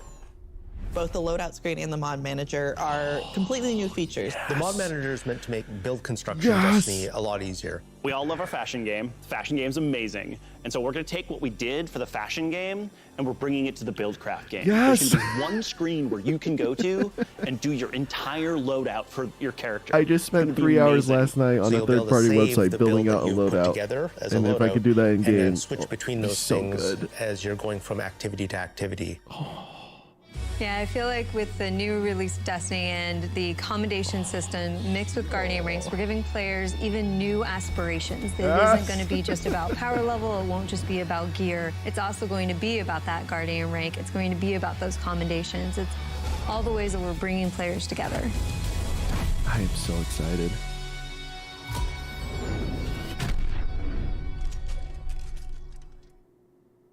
So today, we are also launching a brand new season of Destiny 2. Yeah, you are. And as we've evolved our seasons over the years, we've learned a lot.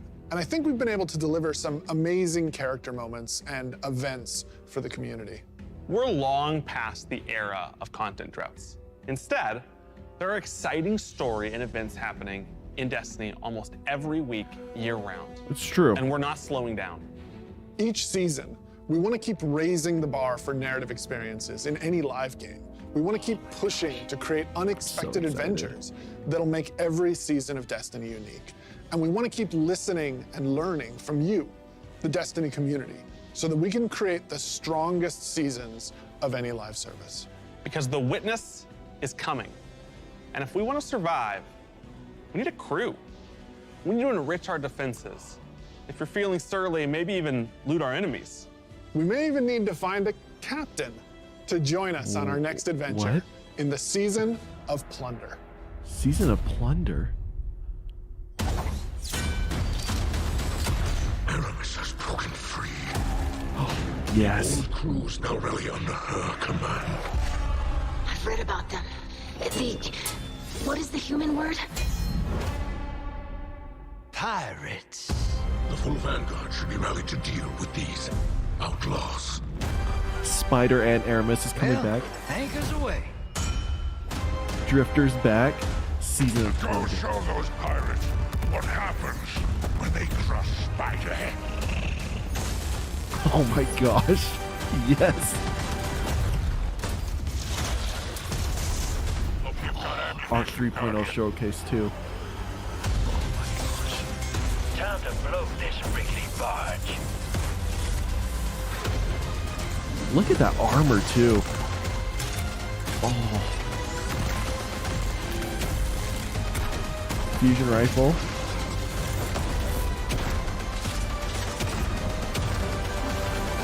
You got the goods, Guardian. New public event too. This is a season activity. They went ham. Look at this. There's a pirate fleet.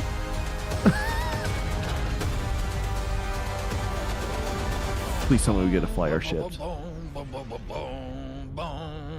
Sorry, getting a little swept up in all this adventuring. Oh, this is gonna be a good season. Season of Plunder.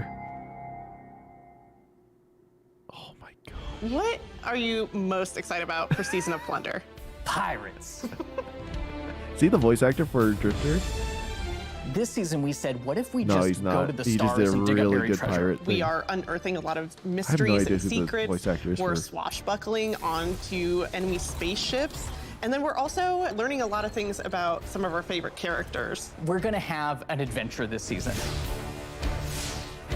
Season of Plunder kicks off with Aramis being freed from her icy prison. She's collected old, fallen crews of pirates and rogue cabal together in order to hunt down mysterious relics and treasures. It's time to meet your end. So Guardians are tasked with stopping Aramis from collecting these relics. And in order to do that, you have to create your own crew of shady dealers and backroom brokers. Drifter, Mithrax, Ido, and Spider are going to be helping you. Anchors away. Ready when you are, Captain. That's the beginning of Season of Plunder. What you're going to be doing is forming a pirate crew of your own. You're going to fill it with different crew members that you can recruit over the course of the season. Drifter is going to toss you the keys to your personal catch. Then you're just going to set out into the stars and do cool pirate stuff. I'm so excited. You have your own catch. Are you kidding This season, me? we have multiple brand new activities coming that will really give you a sense of being on a pirate adventure. One of the mainstays of this season is a new 6-player offensive called Catch Crash. When I saw the concept for the catch with the big mainsails on it, I just said, oh my god, this is going to be a fun season. This freaking No Man's Skies is coming to... Just like seeing Catch Crash through the different iterations, Destiny. like fighting on the deck of the ship. You get to become your own ammunition and launch yourself from a cannon to the other ship, and you are the weapon, so you're gonna go mess them up. It's true. The second big activity we have coming this season is called Expedition. Okay, You're it's going not to be public. guiding a massive drill that's looking for this buried, hidden pirate treasure, and you're going to have to be fending off of all these pirate crews trying to protect their hoards. And then our final new activity coming this season is what we're calling Pirate Hideouts. We have so many like different little maps that you can piece together fragments of this season, and they lead you to the lair of the Pirate Lord, right? Their hideout. These are their caves where they're hoarding all of their amazing treasures and their mysterious relics. These relics are mysterious objects of dark power, and they're all over the system. We don't know exactly what it is they do yet, but if Aramis is trying to collect them, it's nothing good. Taking the opportunity to line the Arc 3.0 update with the fall, and it just ended up working out perfectly because true. you've got all the simple Arc weaponry and the Arc shielded captains. It feels right with that release, almost like we planned it. Arc is a damage type that's about proximity, right? It's about going fast up into your enemy's faces and like deleting them. It's the damage type for people that want to hold W. You don't want to retreat. Unbridled aggression to the max. Hunter is really about close range action, being fluid and dynamic and agile, evasive. So we're going to give Arc Hunter a new super. We call it Gathering Storm, where you summon your Arc Staff, like twirl above your head and then launch it out, and then it will embed into the ground or into like bosses or mini bosses or champions and jolt them. Like a big lightning strike will strike the staff and overcharge it. And while that staff is overcharged, it'll start Tesla coiling little lightning bolts out at nearby enemies. Warlock is kind of this elemental conduit. You are a class that will turn yourself into lightning. You will create things out of lightning. Previously, we had this exotic armor piece called Getaway Artist, where you consume your grenade and it'll make a what we call a sentient arc soul that fires faster and does more damage as a result. So we decided to roll that into base arc soul behavior. Anytime you are amplified, any arc soul you have from any source will become the supercharged version that will fire off just rapid fire bolts. Titan's about being this unstoppable freight train. It's about this constant movement. So we gave you can have Titans a two new movement supercharged option, arc souls. something that Good we felt like gosh. is going to be competitive in this new environment of air dodges and air slams. That's a new ability called Thruster. And it's all in first person. It's all very much in the heat of the moment. You see it happen. Its that's whole so property smooth is like and rush down fluid. or get away. It's a movement tool to the max. There's going to be this new melee so ability called nasty. Thunderclap, which Oh, is like no. an amazing thing where he like charges his fist all super flashy. It's our first ever charge melee, so you hold down the button, and as that cocks back and charges up, you'll end up doing more damage and getting a little bit more range. And speaking of like the whole goal of deleting things, I believe in PvP a full charge is a one-shot kill. It is, oh yeah. It's a little skillful to like pull off because you're gonna have to really read your opponent here.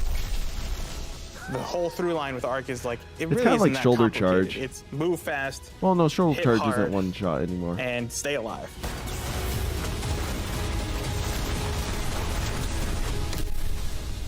What I'm most excited about in Season of Plunder is that this is really a season that has a sense of adventure. Yeah. You're exploring the system, you're looking for pirate treasure, pirate relics. You're seeing the world evolve in a way we haven't done before. I love that with the activities in the season, like we just leaned really hard into the pirate fancies. I love that we have your own catch. I love that you're tracking down buried treasure and then going after the pirate leaders in their caves. The interesting thing about Destiny is we're not just a fantasy game or a sci-fi game, we're kind of a blend of both. And we take inspiration when we say pirates. It's old world pirates that you would see traditionally back in the 17 and 1800s. We have like a flintlock pistol, we have an exotic fusion rifle that plays different than fusion rifles you've ever seen before. It's just like end to end, just really leaning into that spirit of like the pirate adventure. And let's also make it so that new players coming in can actually jump in and get started. The gift of the Thunder Gods is a starter kit. It's a set of armor, it's a Thunderlord exotic weapon. So jump in, join your friends, set sail, become I'm not the going to buy captain, that. and build There's your no crew reason to. today It's just in a way for Destiny. them to make a little bit more money from people. Freaking, it's the Taken King. King's Fall.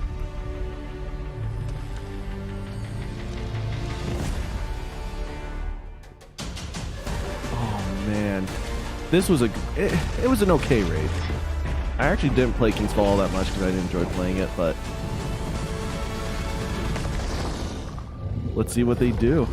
Now, why? Why is Oryx back? Oh, look at the graphics, though. You forget that they're also so overpowered. Oh my gosh. Now, why? What's the narrative behind this?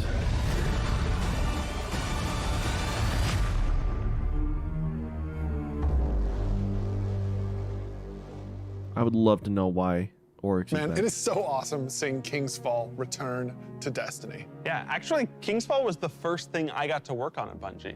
And I'm thrilled that a whole new generation of Guardians will get to experience this refreshed and reloaded showdown with the Taken King. So, we've shown you Lightfall. We've shown you the new damage type, Strand. We've shown you some of the deeper changes to the game that we're going to be making throughout the next year. But we have one more thing that we are excited to announce today. Destiny is coming to the Epic Game Store today. Epic has been an absolutely fabulous partner to work with. They love Destiny. Okay. And we are just huge fans of what they've been doing in the social you don't game have space. Steam and you have when Epic we first Games. started working with Epic, we There sat we go. down and talked about the impact that their games have had on us. And they had a bunch of the same stories for us. They shared stories about playing the Vault of Glass and how much they enjoy the social experiences in Destiny. And I got to talk about the summer of Fortnite Chapter 1, Season 5, when my whole family was laser focused, taking turns in the island to unlock Drift.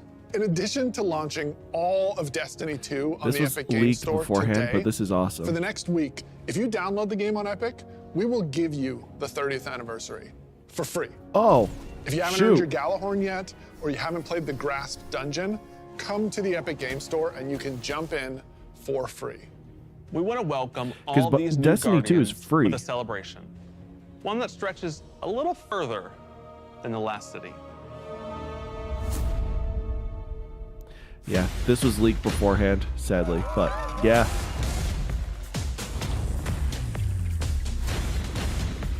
It's freaking in Fortnite and Fall Guys. I did not know it was in Fall Guys. That's funny.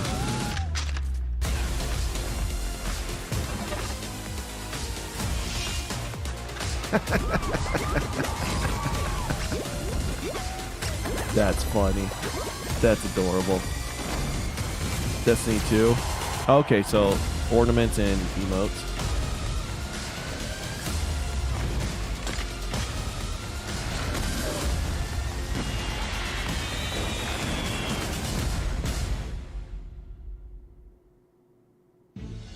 A few years ago, we shared our plans for the Light and Darkness saga. This journey, years in the making, is coming to an end. Since we started charting our own course, we've been building this story across 5 years of expansions since the first pyramid ship emerged in Shadowkeep when we so long first ago. spoke to the darkness. Then, across Beyond Light, the Witch Queen, and coming up in Lightfall in the final shape, we're building towards a climactic collision between the powers of light and dark. We've also been working on the Destiny engine behind the scenes, preparing our technology and our game to last for many, many years to come. Because Destiny 2 is not going anywhere, and neither are your expansions.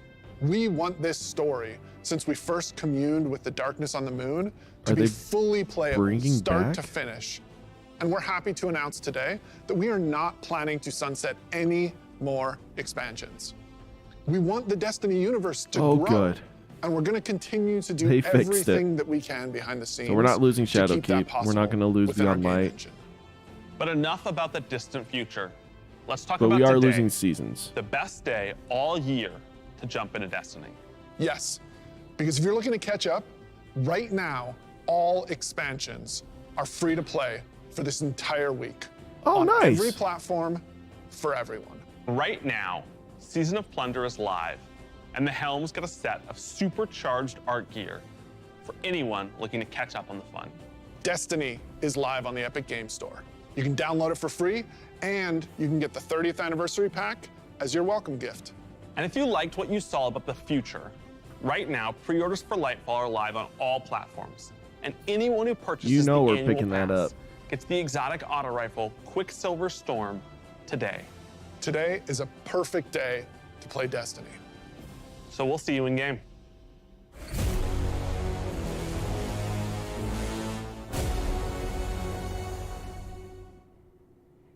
Instant unlock. When they see this glorious end, they will come for us. I've read about them. What is the human word? Pirates.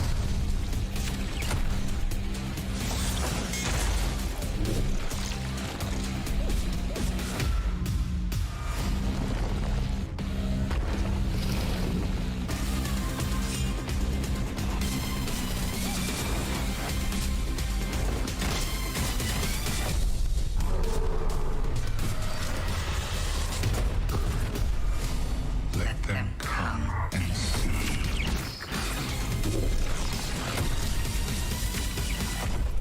What they do then, that is who they are.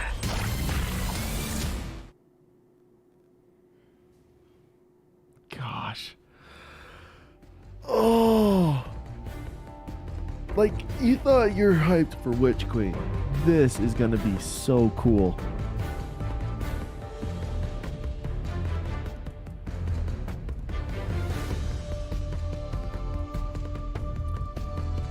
So we still gotta wait another 20-ish minutes before the season drops. And even then, what do you call it? After those 20 minutes, it'll probably be another half hour before like the servers have kind of settled themselves down and can bring everyone in, and time to like download the content, right?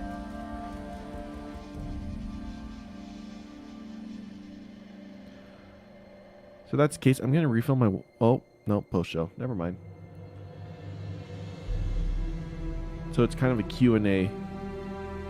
Gosh, I need to pee. I'm gonna pee real quick. I'll be right back.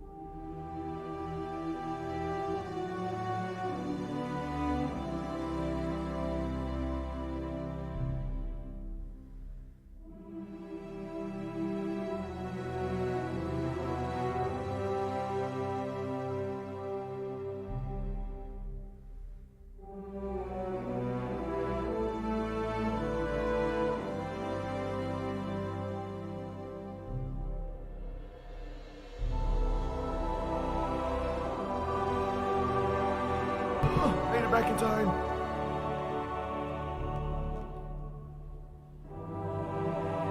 Super fast pee. Good washing of hands. We all good. Is this a Minecraft Zero? Trying to push the cat into your, like, giant down to the center of the earth holes that you made? Why does Discord cause that to go away? Wait, hold up. Oh, that's strange. Hey Guardians, and welcome to the Destiny 2 Showcase post-show. Oh, I hope you're having as much of a good time as we are, because it is so good to finally share all the things the teams have been working on so hard behind the scenes. We've got Arc 3.0, we've got Space Pirates, we finally have Drifters saying more than 2 words. It's a beautiful thing. Drifter hasn't had new dialogue Before we since get Beyond to that, Light.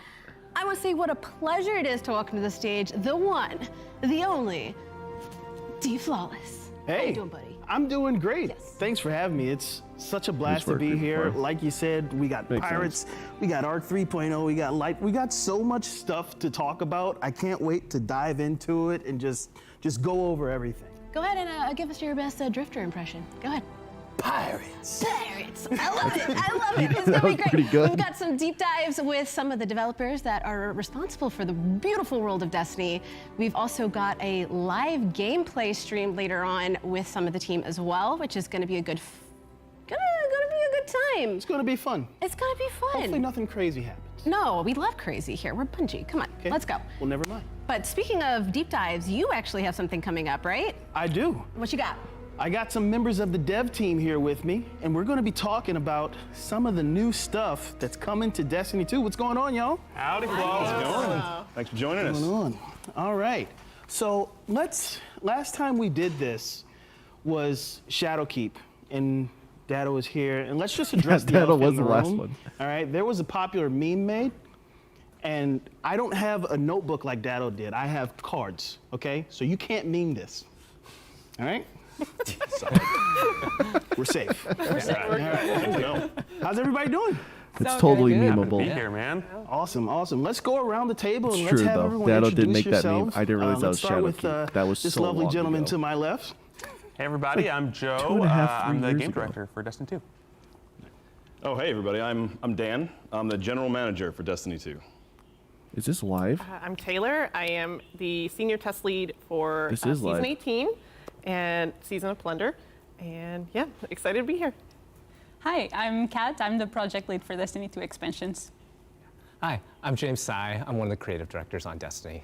Very nice. Why Very didn't nice. you Thank you show all the so much dude for being when you here. So introduced him? let's What? just kick it off. We're all just talking. They We're all switched just to a having a good different time. camera. What are we most excited for? Neomuna. Come on, cameraman. Neomuna. It looks so good. Did you guys see that trailer? It looked so good.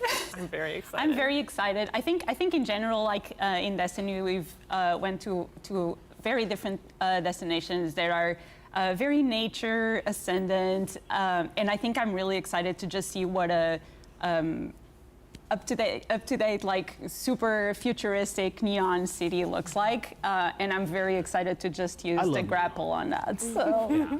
Don't mind my mouse. Grapple. Sorry. Yeah, oh, I was gonna say the thing about Newman, it's really cool because looking up. as Kat was saying, we've gone to a lot of like abandoned places, a lot of nature ascendant places that are falling apart or overrun. But New Muna is like this.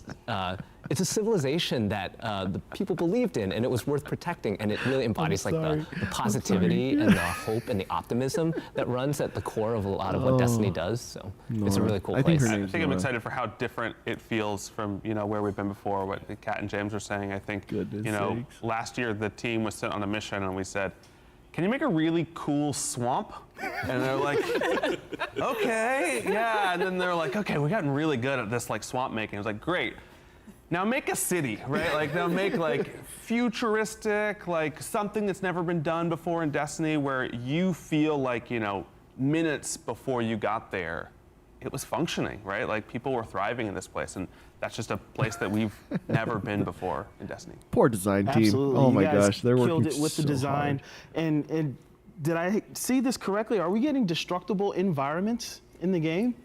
So the game is like all about like blockbuster action, you know, big fun sequences there. And yeah, there's definitely like some locations, some places where there's gonna be a lot of like things blowing up, a lot of visual flair. It's not like the kind of destructible, like dynamic destructible stuff where you're like gonna blow like a new path in the level and be able to like take a different route than you thought you could. But it really adds a lot to the mood and stuff to have like these things blowing up all over the place. It really complements the theme of the release. Yeah, I think for us it's about, you know, really highlighting some of those moments, right? You're gonna place the rally banner down and just a sea of Cabal or Vex is gonna pour out, and then suddenly glass is flying everywhere and brands are going, right? And that's that moment that we want. And then they're like, okay, yeah, I think I earned that, you know. I can see one of like the enemy spawning points being like behind a window and like start coming in, it'll break the window, and then they'll just continuously spawn. I mean, that's from the there. trick, right? Like it's I can see that it's happening. a war zone, right? Like I know we've been at war, and I know we've been protecting the last city, but to Joe's point, we just spent, you know, the last year in the swamp, kind of playing detective, and this is the battle is there. It's huge. It's larger than life. So there's things blowing up. There's the constant struggle. It's just a very different vibe. I'm super excited for the action of it. Who doesn't like blowing stuff up? I do. So we talked about a little bit. Tell us more about who we're going to be encountering on Neptune. Who are we fighting? We saw some Cabal.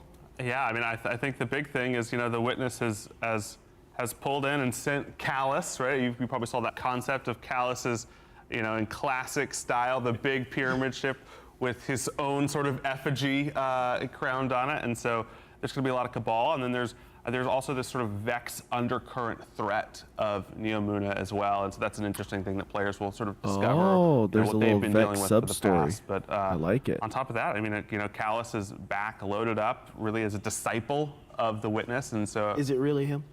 I could say with like 97% certainty. It's like Callus and not a robot. Okay. Yeah. Definitely. But yeah, it's so cool because you know, we've been seeing like a ton of stuff going on with like Kayatal and stuff in the past few seasons and things, and we're starting to explore like more of the backstory of like the Cabal, find out more about them as a combatant race. Remember, all this. It's just really exciting to Cabal see are, that like, happening. Like the Destiny they're kind universe of continuing to soulless. grow, They were and birthed Callus, in like their we're birthing gonna find out chambers. like why he's, you know, signed on with the Witness. What does he want? What does he hope to gain?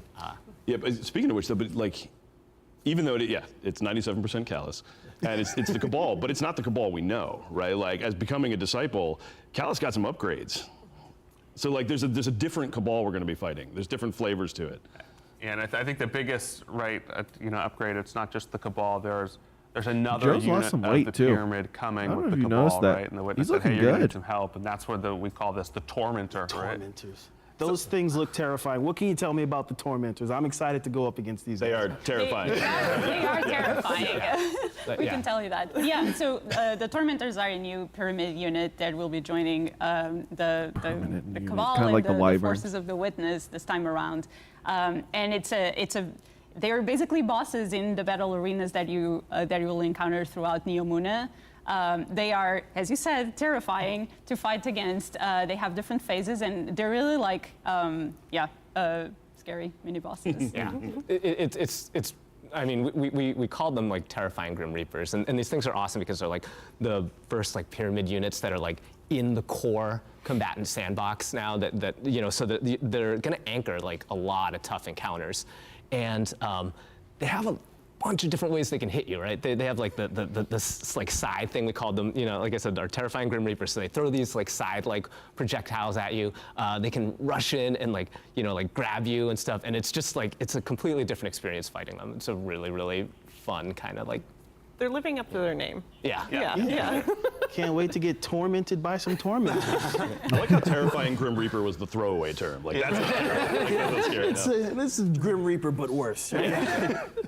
And we also have another new character type. What are we calling these Cloud Striders? What can we say about these guys? Are they friend, foe? Yeah. A little background on the story of Neomuna. So during the first collapse, there was basically a ship that was able to escape, and that's how the society in Neptune started, and how Neomuna as a city came to be. They basically have been preparing all these years to avoid the second collapse and make sure that all their citizens are safe. As part of that, there is this this class of people You who have to go. actually are All right, see you at volunteers. 0. Thanks for And it's a sticking for very as long as different you have. paradigm from what we know as the Guardians. The Guardians are basically chosen by the Traveler to defend humanity. With the Cloud Striders, they actually volunteer to go through a bunch of cyber enhancements and really be ready to protect the citizens in the city. And so that's a very heroic thing to do. And we're going to be able to discover more of their story and how they came to be. But also it comes with a cost. Like they actually shortened their lifespan for about a decade as they are Cloud Striders. And so you basically have 2 at a time, one who's mentoring the next one, and we're going to see some of those things play out in Lightfall. It's not an army of Cloud What I sort of Striders. love about the Cloud Striders is they sort of form this mirror for the Guardian in a bunch of ways. You know, we think of Guardians as the only heroes for the solar system, but the people of Neptune have come up with a different way. And you know, you take yourself as a Guardian, you know, this 6-foot mystic hero, and then you stand next to one of the Cloud Striders, and you're like, oh, I'm small. Yeah, and every one of the Cloud Striders looks like they're hitting the gym, you know, morning, noon, and night, and they have a very different approach to combat maybe than our sort of like tactical view or mystic powerful view. They're all force all the time. Yeah, it's a beautiful juxtaposition, right? Like you have the Guardians, as Kat said, that were chosen, like, you know, chosen for immortality and but still for defense and protection, versus these Cloud Striders that opt in to shorten their own life, the antithesis of immortality, to sacrifice their mortality also to defend. And it's interesting to see, like, to explore how those two different societies play out and how they approach battle and how they approach combat. Very, it's going to be really awesome to see it play moral out. standpoint. That's awesome. So speaking of combat, we have a new energy type, Strand. So I'm assuming this can go into the kinetic Tell me slot. everything about Strand. Power I around want all the walls. details. Grapple, what else do you Grappling is going to be so fun. I mean, it's green. You saw it was green. Like, It's green. There you have it. That's the bulk of it. Yeah, I think one of the interesting things for Strand, you know, is it's the first power where your Guardian is the first person to ever encounter this. It's sort of a thing that you're So not even learning the about, and you have enemy mentors that are knows helping it. you learn more about it. But you're really on the front lines of this sort of new darkness power, and what does it mean? And then I think how that gets, you know, translated into gameplay is this high mobility. We really love the thought of the cosmic web, right?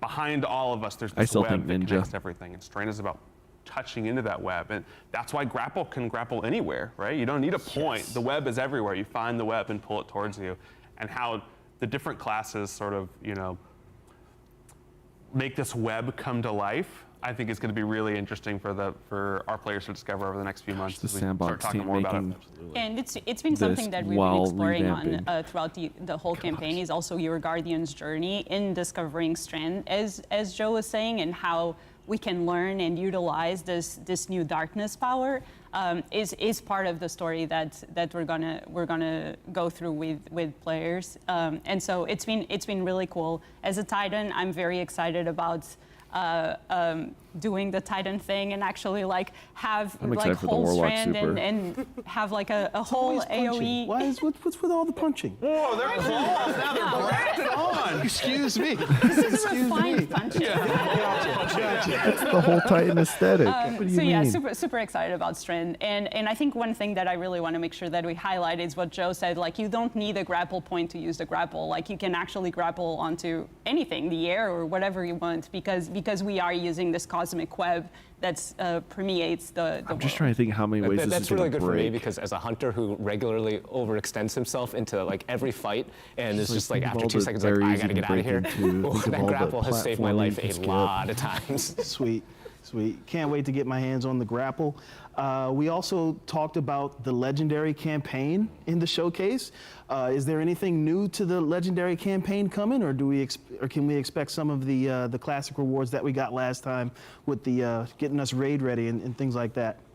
Yeah, I think from a reward side, you know, we're following a really similar story. I think we're going to give you the awesome, you know, gear at the end of the campaign to get you up in that powerful band. We're going to That'll get be you nice. choose one of the new exotics. This time, we're making sure they have high stat rolls on them. Thank but you. In addition, because you're unlocking Strand during all this, we're also going to give you a little bit of extra strand currency. So if you do the legendary campaign, you're going to be able to earn 1 extra fragment right off the bat. But I think the differences really start to come less in the rewards and more in the campaign itself. If you look at the Witch Queen and what we did in the campaign of the Witch Queen, I sort of like to compare that to the Corrupted Strike, right? There's like a little bit of nuance, it's a little bit creepy, there's some mechanics going on, and you got to play with a little finesse, right? Each thing is a little bit surprising. Really what we're doing in Lightfall is like the Proving Ground Strike, right? You're like, hey, you want to shoot a lot of people, right? Like, do you want to get in there and fight just a ton of Cabal? I think the thing, we're going to have players go through the Legendary campaign, and when you hit that wipe screen on an encounter, sometimes you see the report, and you're like, whoa, how many? Did I do that? I think you're Joe, not many. Oh, shots fired. I mean, Legendary Campaign has been such a joy to to bring into the Destiny universe the past couple of releases. One of the best ideas they've ever made. That smart combat that you have to make choices. You can't just be James and rush in and then try and grapple your way out of trouble. You have to actually think about where you're going to stand, where you're going to aim, what your loadout is. How are you kitted out for this fight? And to see the designers at Bungie just spend so much time thinking about all the different dimensions of the encounter, all the different ways that a player can pick it apart, and the different ways that they want players to be able to make progress in it or push back on the players. There's just so much loving handcrafted work that goes into designing these encounters. It's just been so much fun to watch. And honestly, just because I'm probably I'm definitely the most recent person to Bungie, I think seeing that, what James is just saying about the love that goes into crafting all these experiences has been absolutely just fascinating and just endearing, honestly. As a huge Destiny fan and now having the privilege of honestly working on my absolute favorite game in the world, it's amazing to see how it all comes together. And sorry, I'm going to stop or I'm going to get emotional. Go. Sure. Taylor, let's. What are you thinking about the strand abilities? What are you excited for in Lightfall? What are you thinking you want to jump into? I feel like most, except for James, we're all Titans here, right? No? Warlock. Wow. No. Okay. You know Listen, what? I've seen. There has to be. I think we're the only Titans, really. I think the biggest problem with being able to see the internal stuff is you see all the armor sets really early, and then you're like, okay, what class am I playing this time? Yeah. Especially, the aesthetic. That is always all about the fashion and how your abilities will kind of mesh with. I'm all about aesthetic fashion, so it's nice to kind of fit that in with your subclasses. Hopefully they come out with some really good armor sets. I mean, I already like kind of the ninja style they have going over here. You have to, right? We're gonna have a rope dart. We love fashion. We love Destiny. We don't want it to end, but we've heard talk about the end of this light and dark saga. What does that mean?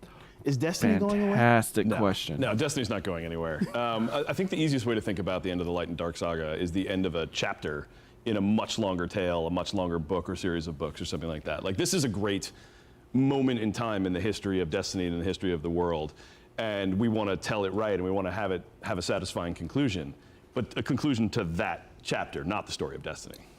I think we've been, for a long time, we've been setting up this, we've got this big white ball in the sky, the Traveler, and we've got these big creepy pyramids coming from space. And creepy we want to make sure Doritos that we're always making good on those stories, right? We say, hey, you've been waiting for this.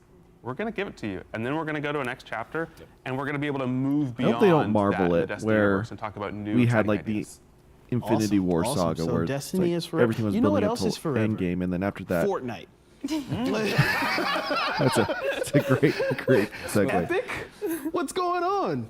I mean, why wouldn't we want to be on Epic Game Store? Yeah. Right. I mean, one of the key pillars of Destiny that our ambitious goal that we try to hold ourselves to is we want to be able to play this game anywhere, right? And next up, just Switch. Epic Game Store is such a huge step in that direction. anyway, There's so many amazing gamers that are over there I just on that feel like platform. Marvel doesn't quite and we're have big that fans of same, Epic. We're big fans of all those games. We're super excited today to be able to bring them. End Just goal? Maybe they bring do. Destiny to all those Maybe players who I'm may just not dumb have and not experienced it noticing before.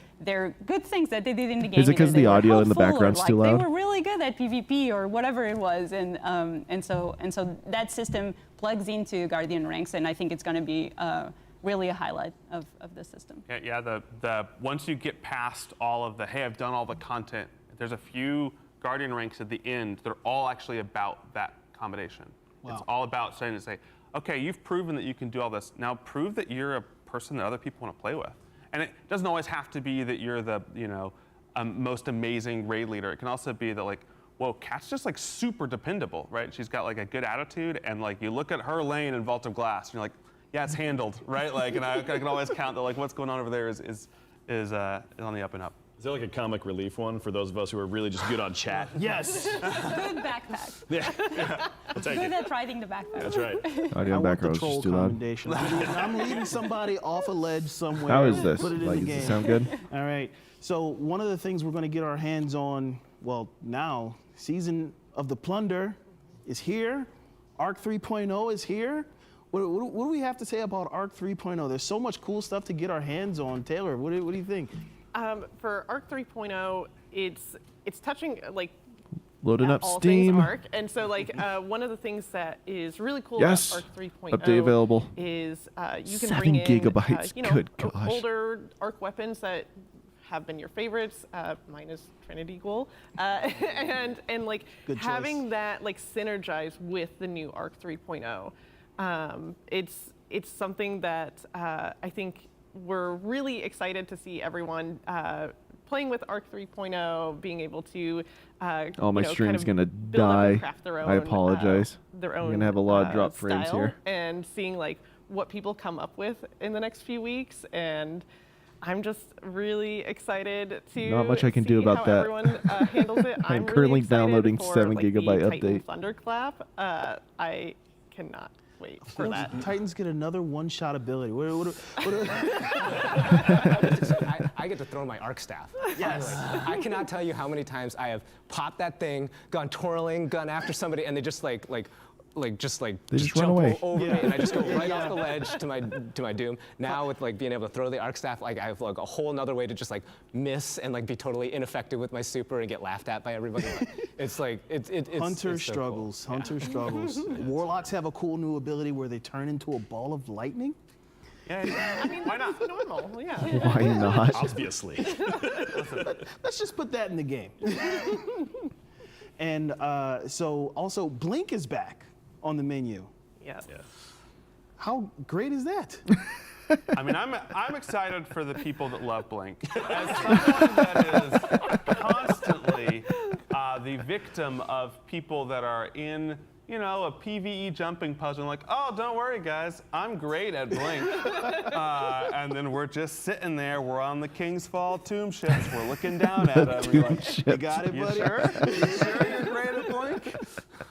It's a very fair point. Arc 3.0 is here. We got Season of Plunder, Pirates. Let's talk about the narrative theme of this season. Why pirates? What are we doing? Why not? Why not? I know. I realize I set myself up for the why not. I mean, yeah, who doesn't like pirates? I think that we've seen time and time again in pop culture, like. So I think this is good because you are still trying to collect allies, which is a lot of what we're doing. action, and then with Aramis out, it's like we do have to peril, deal with this a threat, lot but of we're that also collecting all these unknown on the artifacts open and these seas, things. So I and feel like it that does fit with the felt overall like we could narrative really, of what's happening. merge that into the where Destiny we need to universe and make prepare, it we make need to sense, because gather, there's get always allies, looming get danger resources, in get the just universe. things Like, together and there's prepare. so much empty space. You don't So know pirating what's is lurking like, out there. well, yeah, and it's a collection. I think it's also a really cool way that we can tap into some further stories about like Drifter and Spider and how they've had like these run-ins with the unsanctioned side of the galaxy, and kind of just finding a little bit more to them. And the game some, is up and running, but we are still deeper gonna dives wait into for the showcase to be personality and over. their characters. Just because I don't know how the servers are pirate going to go. mystique is just a real thing, right? Like, and when you have, to Joe's point before, right? Like we have our sphere good, triangle bad. Like we have very clear images of what's on what side of the battle. Having something that is neither, having something that is that like, you don't really know where it's going to go and is unsanctioned, to use your words. I just think that's really exciting. It just adds a new dimension to the struggle and the conflict. And Pirates is really like, it's classic Destiny. Like I'll the be right Fallen back. are spider pirates. Yep. it is time that we make good. When you say this is a fallen captain, you're like, a captain of what? And you're like, of that. And Aramis is back. You see that pirate ship back there? Yeah. I mean, but that's a true statement, right? Like, ships are always cool. Pirate ships are cooler. Like, it's just always are. There's a cool thing about the pirate aesthetic that I think the team just nailed for this release. So can we talk about the aesthetic a little bit? Are we getting pirate hats? What are we going to be wearing as pirates? Are we going to get to do the full get up? Oh yeah, yeah. We, as the fashion lover here, we get the hats. We get some slick coats. I am a Titan main, but I have to say, Still the really Warlock paranoid set about our new roommate moving in. I'm like, we kind I of don't are want the new guy fashioning, moving in while I'm streaming. Our armor sets, Or at the based very off of, least, some like, of the, coming in being like, why is pirate this dude fantasy, talking to himself for so long? captains Or swashbucklers, and so you're seeing a lot of hats. You're seeing a lot of coats, a lot of like shiny buttons and like doodads that are just attached to your armor, and it's. Oh, I'm so excited! I am going to wear so much pirate. All the I'm excited to see the ornaments and all the fun stuff. You know, I don't. Yeah. I don't think we get parrots. We do get crewmates though. So. Okay. Did parrots survive the golden age? Great question. Get the lore guys in here. These are the important questions. Pirates, you know. So we're looking good. We got our pirate gear on. What are we chasing after this season? A lot of loot. I was gonna say a lot of booty, but a lot of loot. A lot of booty. You heard it here first. So we have some. We really leaned into the pirate fantasy. So we have an activity called Catch Crash. Try saying that 3 times fast. It is a challenge. And it is essentially you are having a shipboarding crew, and you launch yourself over to the enemy ship. You fight your way through to the captain's quarters, and then you beat up that fallen captain and and get that loot. And then we also have expeditions, and it is 3 different activities where you're kind of going, plundering and finding treasure and glory. And then we also have hideouts, and those are 8 different activities where you go in and you are. All right, wrap it getting up, rid of people. Some scurvy dogs in those hideouts, and you're uncovering some long lost artifacts. So it is really kind of hitting home on that pirate adventure of like getting some lost, long lost loot, getting some glory, meeting some fighting and fortune in there. Let me check this Super cool, super cool. So we know we're gonna get some new story stuff this season. We know we get new story stuff coming with Lightfall, but the day-to-day gameplay loop of Destiny. What's coming to Strikes, Gambit, Crucible? What can we say about that? Great question. I think the good news today is that we've got Cathedral of Dust coming back to Destiny today. We've got a new PvP game mode coming soon this season called Eruption. Next season, we are hitting the old competitive playlist pretty hard. We're doing some matchmaking stuff, and on top of that, we're getting focusing engrams coming to Shacks, which I think will be a pretty exciting thing. And then as we sort of get into season 20 in Lightfall, we're really turning our eye towards Zavala and the old Vanguard playlist with focusing coming to him. We are refreshing some strikes, which is the first thing that we've done. This is not like an old strike coming in Destiny. It's a D2 strike that we look at and say, I think those could use a little bit of love. And like shadows. And so you may find out about some of those coming in, and then we've also got some really exciting changes just beefing up coming some to, enemies, increasing density, Nightfall stuff making it a overall, little which harder we'll to talk a little bit get more. through the And strike. of course, next year, more challenging. You should expect reprised PvP maps and new PvP maps coming as well. Yep. Sweet. So what else are you guys excited to talk about? I mean, one of the cool things from the trailer that we saw that we didn't get to touch on really, we've been talking about fashion, and the changes you guys made to the fashion interface was amazing. That's now coming to loadouts. Can we talk about that some? I have a nice story to tell because I remember interviewing for Bungie, and it was like, if you could add one thing to Destiny, what would that be? And I was like, We're gonna see if we can get in the game. And everyone I'll leave was this just, going in the background, looking but at if me, you 'cause hear again, I wasn't hired yet. and I was Destiny just music like, in the background, that's what I'm doing. And then, you know, as we saw, loadouts are coming. So it's very exciting. I think it's something that like every Destiny player has wanna get into the game. wanted to have in the game. And so I'm very excited that not only like you can have multiple builds, but also the fashion game is kind of introduced in part of that experience. And so it's going to be super cool to Oh, engage unless it just Also cuts worth out. mentioning that, like, much like similar third-party apps that exist, the loadout system will be able to pull your gear from anywhere.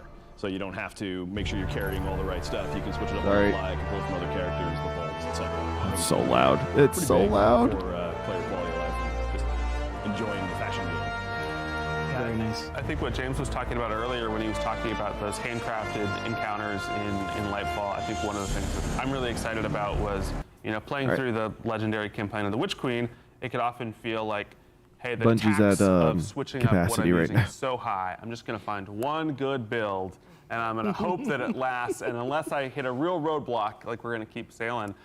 You know, with all the light subclasses getting 3.0 and with loadouts and, you know, the manager coming along, I'm really excited for players to, you know, boot up Lightfall, set up all their different possibilities, and then go into these missions. And if they fail once, say, you know what, I think I should use Void for this, and then just press the button and be on their Void loadout, and then just hit that rally flag and be ready to go.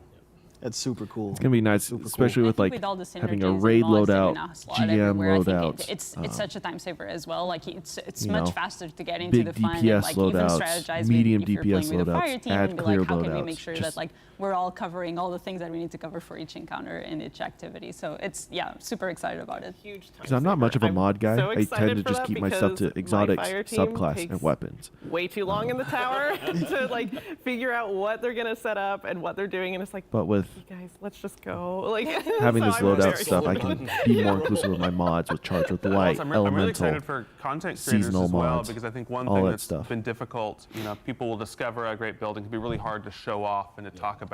And this is just, hey, I just took a screenshot of one page, right? And here's everything you need to see on it, right? And then someone will be like, oh, okay, I can set that up. I can call it the flawless loadout, right? Like, That's great. I like that. I might use it. Yeah, no, that's a great feature that you guys have added. I know as a creator, doing guides, sharing builds with the community, being able to just share it on the fly like that, it's going to make a lot of people's lives a lot easier. You can just click of the button, switch Speaking to of sharing an loadouts, I'll show all-strand you guys the loadout So that I put together. Let's go back And to hopefully I Strand. can all right? synergize it Are well we with the new getting subclass. Strand everything? Strand weapons, Strand armor? Like what's... We're getting legendary and exotic strand weapons. Yep. And I think that's all we can say. Yeah, without someone from the weapons team appearing from behind one of these photos and taking us out. They're in the building, you know they are. They're watching. Okay. One thing we haven't talked about though are the raids. So we have a new raid coming out this season. Well, new raid coming out this season, and then no one asked about Lightfall. I don't know. I'm like on edge over here. I was like, yeah, we definitely have not talked about the raids, Kat. Yeah, tell me everything. Can't really say much.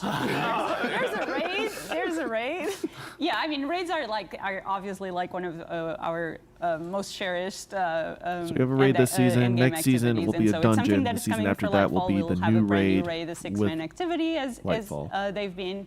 We're super excited about that, and we'll share more soon. And then I think the thing that also we'll stay pretty cryptic about, people know is coming, is that season 19 there's a whole brand new dungeon coming out, right? Oh, right. And again, sworn to secrecy here, like you'll find out when you find out. But I think that, you know, we've been really happy with the amount of Raids and Dungeon content coming out this year. It's true. We really want to The make dungeons sure, have been as Guardian ranks fantastic. and LFG come along, there's Dungeons always have gotten like a hair shorter, girth of PvE, but they're in-game full. content for you to They're sink good, into. right? Really nice. And we talked about the raid. I'm assuming the witness is going to be tied into that some kind of way. Can we talk anything about what we can expect from the witness? Are we finally going to learn more about what the witness's deal is? Ooh, I can take this one. Yes, we will. There you have it. Yes, sir. We will learn more about the witness Yes, we'll find out the about next the year. witness. All right. Anything else you're excited to share with us? Any insights from the team? Any tidbits you have for us? I think one thing we haven't talked about, James, I know you wanted to talk a little bit about the gear that's waiting for on the helm, and I wanted to talk about, today, right now, if you pre-order Lightfall, you get an exotic, and it's from Neptune. It's sort of used a little bit of this 3D get that right now? printing, Cloud Runner technology in this thing we call it Quicksilver Storm, and I think the weapons team has gone a little bit Am I having to wild buy this here right now? because it is somehow an auto rifle that shoots bullets, missiles, and grenades. And so I'm excited to get my hands on that and start using that. So we can get our hands on that right now. Yep. If you pre-order. Pre-order. Yeah. And Lightfall pre-order. And the other thing Joe was mentioning, Lightfall bringing pre-order players is back not on the into store the fold in Destiny is always really, really important to us. And we know that if you take a season off or you lapse for a little while, there can be a lot of work just to get back up to where you want to be. So with this new season, you'll be able to go to Helm and grab a chest that will catch you up now. So we're gonna have a full set of gear in there, and it's gonna bring you up to the base power level for the season. We're also gonna have a special little exotic gift for you in there. So if you haven't gotten Thunderlord yet, now's your chance to grab that, and that's gonna pair nicely with Arc 3.0. I think what's really exciting about that gear is it's not just about the power level. The systems team went in and they said, what does a good set of gear look like for a Destiny player? Can't pre-order it quite They've set you yet. up with some legendary weapons, some mods in your armor, some Thunderlord, right? Then we really wanted anyone to be able to wear this and to be able to go into some match-made Nightfalls and people be like, oh, that's good. What you're wearing is good. And sort of have that confidence that as you get those better and better weapons, you have this baseline of really just competent weapons and armor to go out and adventure in. So yeah, we got Thunderlord coming back, and probably a bunch of new Arc weapons are going to get a nice refresh with the new season. Any weapons in particular y'all are excited to play around with this season? Like I said, I love my Trinity Ghoul. So Trinity Ghoul? Risk Runner? Risk Runner? That's That's why I'm gonna be a running. problem, Sweet. Well, season of Plunder is live right now. You can play it. But that's it. That's all our time. I just want to thank all of you for taking this time with me, going on this journey. But right now we have a trailer. We've seen it already. Let's watch it again. It's the Lightfall trailer coming to you right now. Sweet. Look how beautiful that city is. I was thinking Chicago, to be honest with you, when I first saw it. When they see this glorious end, How cool.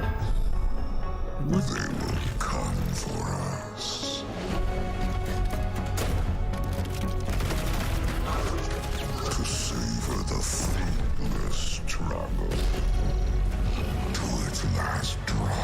I don't know if that's Callus or just his Cabal getting their new upgrades.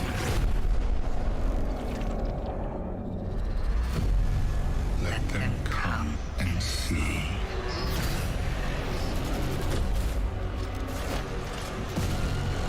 Our shape reveal what they do then.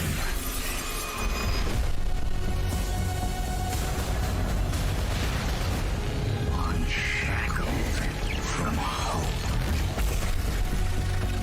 That is who they are. Because only in the end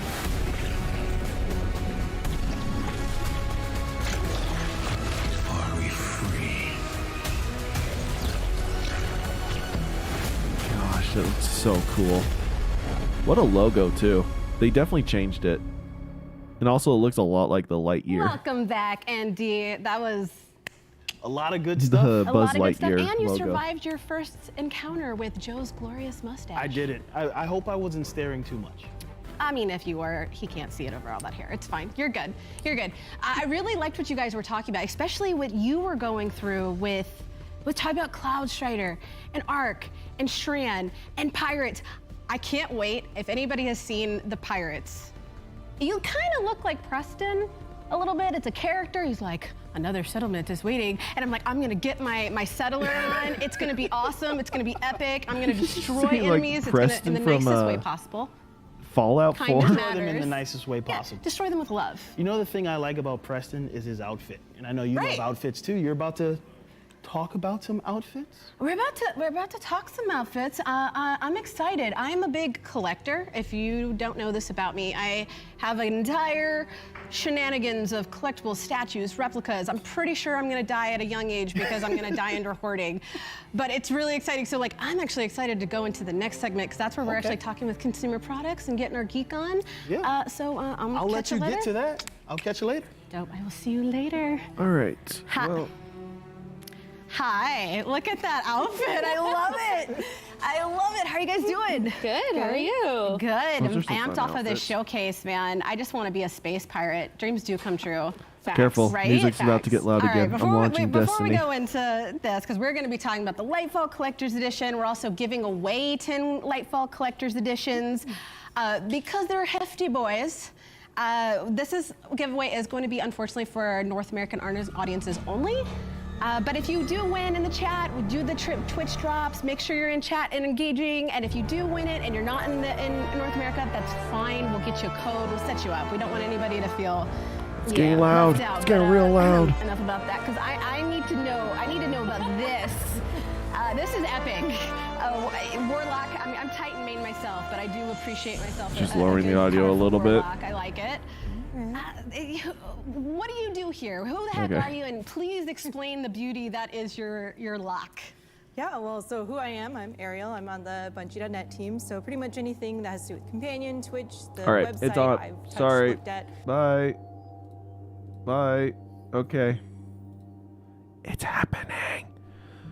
Arc subclass update. Arc subclasses have been updated to the 3.0 system. You can now choose from a selection of supers, abilities, aspects, and fragments to craft your Arc build. Play expansions for free. Players have until August 29th to play the Shadowkeep, Beyond Light, and the Witch Queen expansions for free. Dive into the world of Destiny 2 and discover new campaigns, destinations, and rewards. Notice Destiny 2 may contain flashing patterns and images that may produce adverse effects for a small percentage of people sensitive to them. I luckily don't fall under that category, but any of you guys watching, if you do, you've been warned. We'll turn up the audio just a bit more, because the title screen doesn't conform to my audio settings. So look at that guy. We're going to go straight into a cutscene, though.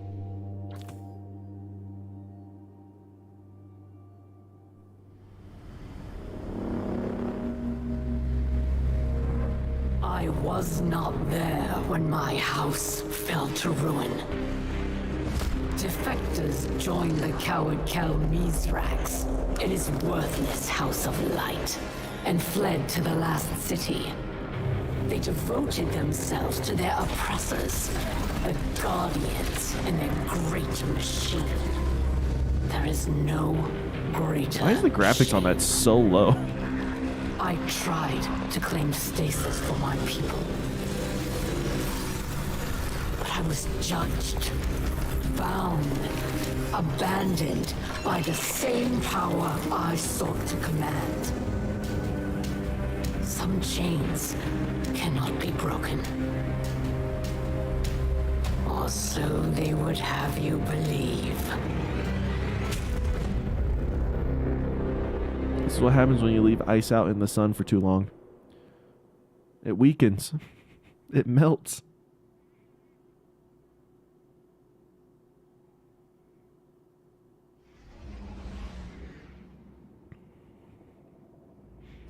All right, where are you sending us?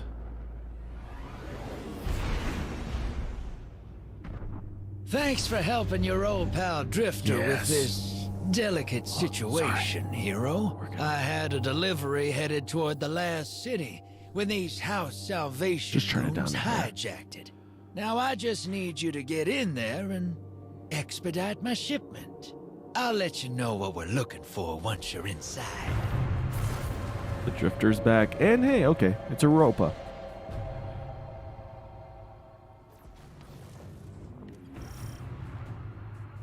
Oh, we're here.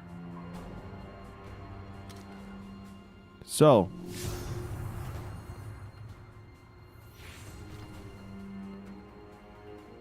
here we are. Question is, do we want Storm Trance or Chaos? We're going to do Chaos. We will do our Healing Rift, Burst Glide, Chain Lightning, or Ball Lightning. We're going to do Ball Lightning. So we only got Arc Bolt, Pulse, or Storm Grenades at the moment. We will do Storm. We want Arc Soul. Is that a snake?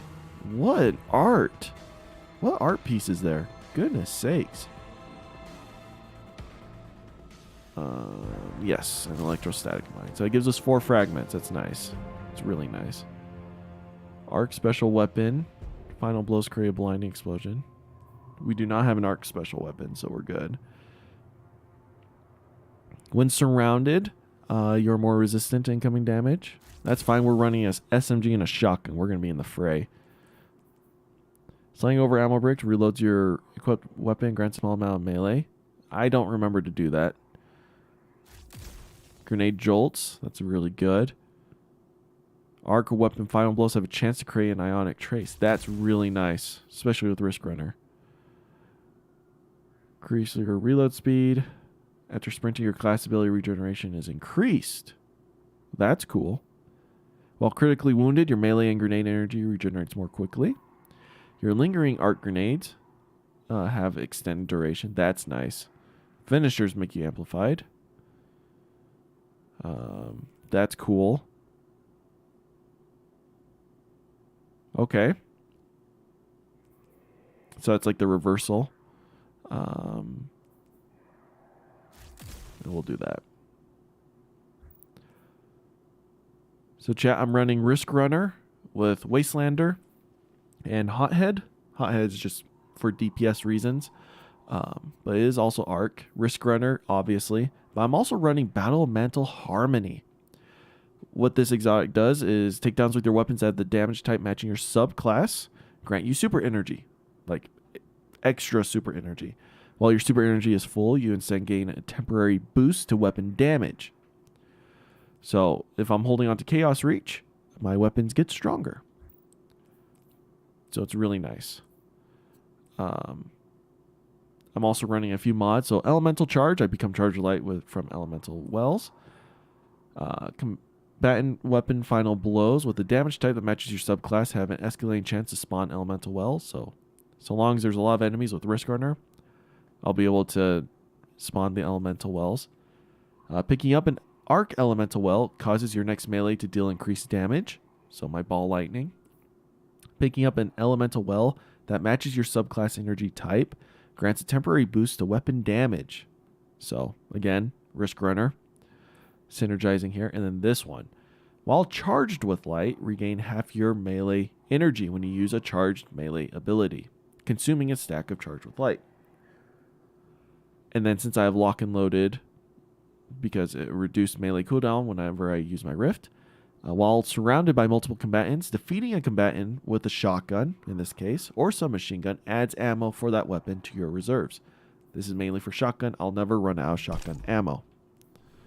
So, I don't blame House Salvation for skimming a little cream off the trade routes. Couldn't have been easy after their head honcho got turned into a popsicle. But I didn't think they'd have the guts to try something like this. Once we get my cargo back, you'll see what I mean.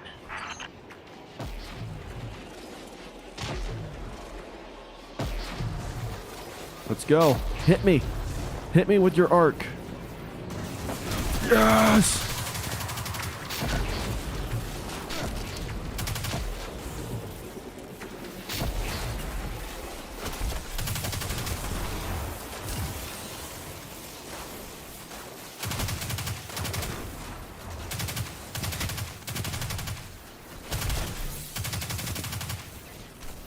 I am amplified. Oh my gosh. I forgot this was a thing. Oh, this is so cool.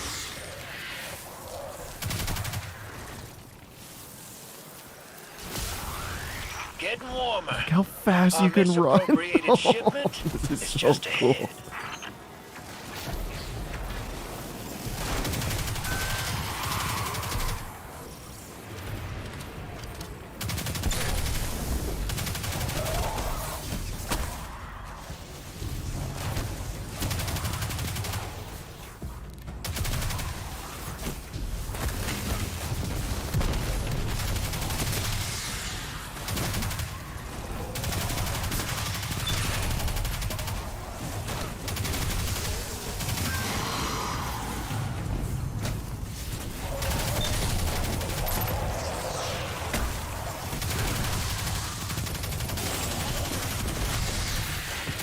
Come on, Risk Runner.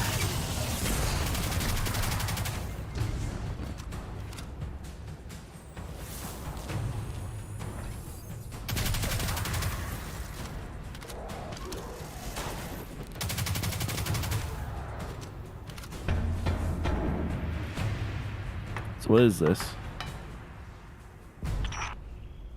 Who's that? Drifter? It's the spider. I'm there in spirit, boss. I It looks like a little finessed kitty. the Guardian into doing the actual rescuing. You let the Guardian see me like this? We'll have words once I'm out of here. You look like you're in a little kitty capsule. About that. First, let's discuss the matter of our hazard pay. What? We got a deal. I will not be leveraged by an amateur extortionist. Sure thing, boss. We'll just ship you back to the Tangled Shore. Queen Mara's got a handsome bounty on your ugly mug. Could be quite the payday. Tell you what. House Salvation commandeered my old catch. If you can fight your way there, it's yours. Okay. My associates will join you along the way. Give them a lift, and we'll call it even. Hear that, hero? We got ourselves a new ride. Just gotta break it out of impound. Sounds like a plan. Freaking spider. He'd rather give us his ship than... I guess, like, since he doesn't technically own it anymore. Oh. Oh, no. They jolt you now. Oh, that's awful. It slows you.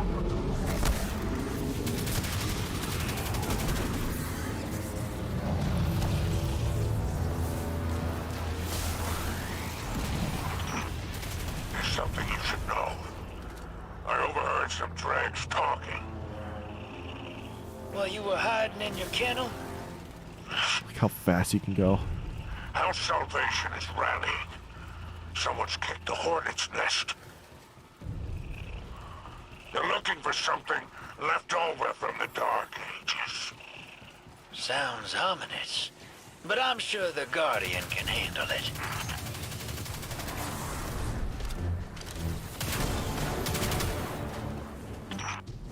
That's Hall 6. One of my trusted You almost associates. bunts me off the edge. He's deadly with a wire rifle. Useful if you're pinned down. Sounds good. You're my sharpshooter while I'm balls deep in this.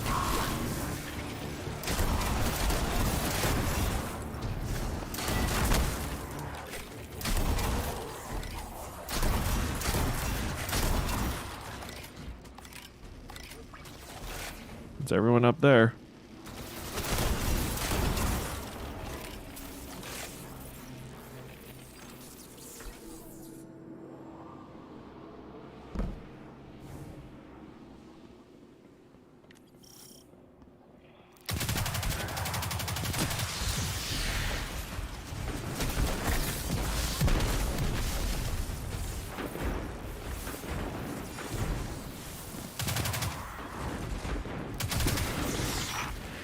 Sounds like you found my remaining crew.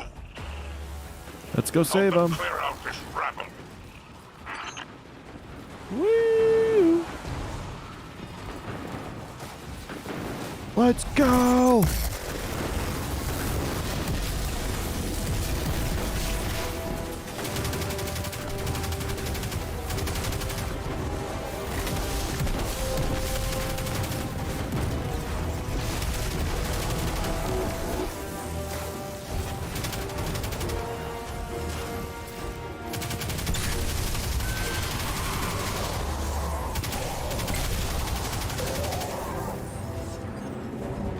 Oh, hello. I thought you were dead.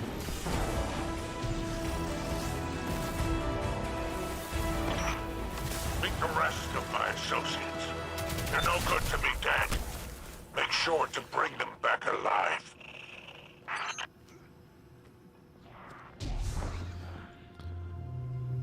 Keep up if you can. Oh, they're all teleporting. Okay. You weren't lying about these house salvation jokers. They're all riled up. What'd you say they're looking for? Relics. Antiquities of some kind. That's awfully esoteric for a bunch of rubes like these. They gotta be taking orders from someone. Who the hell's calling the shots around here? Who is that? Must be the big boss in charge. Take him out, hero. Don't jolt me.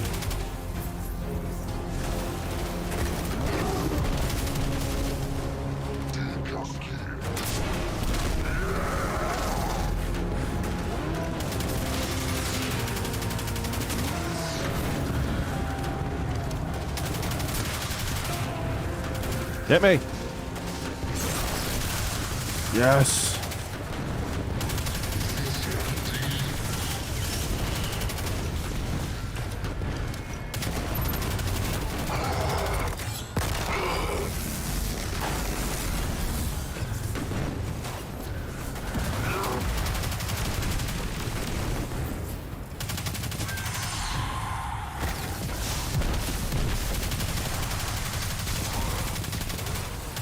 Gosh, the ad clearing capabilities I have right now is just nasty.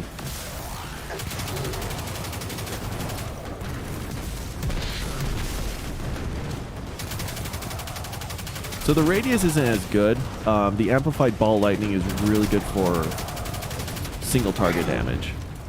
So that's good to know.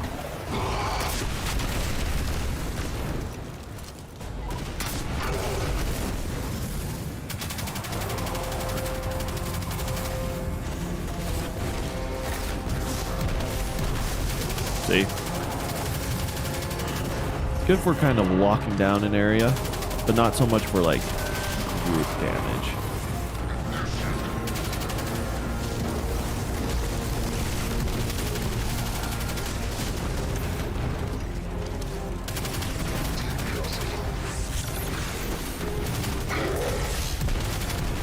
Forgot I have Arc Soul.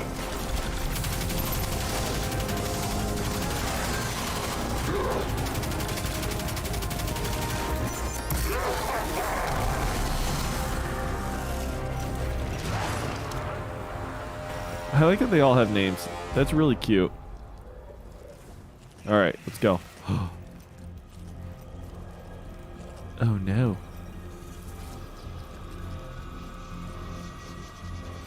Oh, hell. The witness must have broken Aramis out. No wonder how Salvation's scrambling. That's a fair point. So, the ship stealer is back in play. The artifact she's after. Price of her freedom, I bet. That makes a lot more sense. Imagine the resale value. Luckily, we got a clean ship and a dirty crew to chase her with. Why is it Jaguar print? Don't let this clown pilot my catch. Come on now, Spider. I'll treat her like she was my own. That's what I'm worried about. Only thing you better worry about is the welcome you'll get back in the last city. Let's ride, Guardian. I'm excited.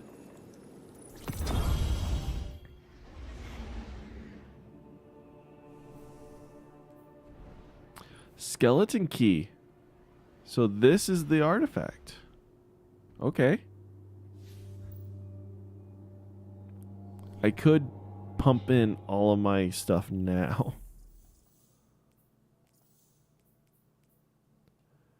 Delicate tune. Hip shots. Cutscene. Did the spider already set up a...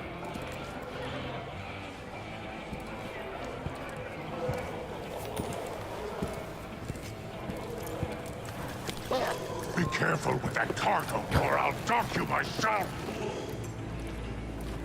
And it's true. Aramis has broken free. Her name still carries weight. The old crew's now really under her command. The old crews. I've read about them. The Ketch Killers and Skiff Blades. What is the human word? Pirates. Aramis thawing out is bad news, sure. And she's looking for something. But luck's on our side for a change. This little trinket is exactly what we need. What's that? That's access, little sister. You hold this key, and any door they close, you can open. If you can find it. We must not take the old crews lightly. The full vanguard should be rallied to deal with these outlaws. Yeah, that's a tough sell. Zavala's preparing for Callus's next move. Ikora's got her hidden looking for Aramis, but they stick to the shadows. That leaves us. Father, we should do whatever we can to help. And there's so much exhilarating knowledge to be gained from these pirates. They may hold antiquities from the time of the whirlwind. Ido, this is more serious than you realize. You ain't wrong. We all know how dangerous Aramis can be. It's your call, hero. Are we gonna speak? Oh, no, we just nod. Well, anchors away. Ready when you are, Captain.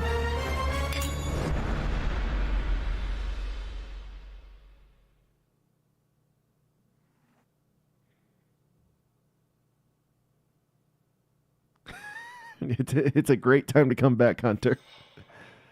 Gift of the Thunder Gods. From fields far they call to you. The voices are thunder, the offer is power. Travel to the helm and claim weapons and armor to supercharge your journey with Arc 3.0. An exclusive limited time t-shirt is also available for purchase.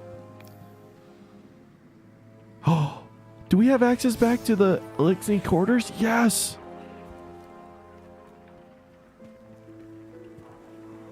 Look how much they built up this place.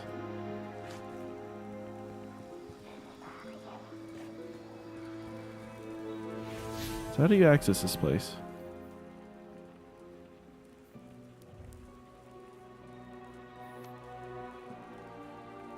Okay, yeah, so we go here now. It's under the helm.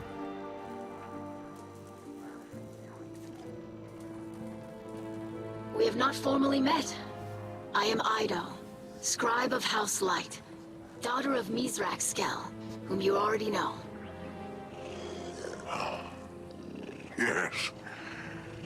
Mizrax and I are well acquainted. I have heard the stories. Have you now? I think this is the first time we see Ido. Do you hold a title, sir? I've heard what they call you. I hold a great many things. Spider is better than Fallen, and no worse than your old man letting the Guardians call him Mithrax. Yes, some of them struggle to pronounce his name. Yes. It's surprising what they struggle with. Hey, I'll shoot you. Present company excluded, of course. That's what I thought. Oh, yes, this Guardian is quite competent. I still hope I will be able to assist somehow.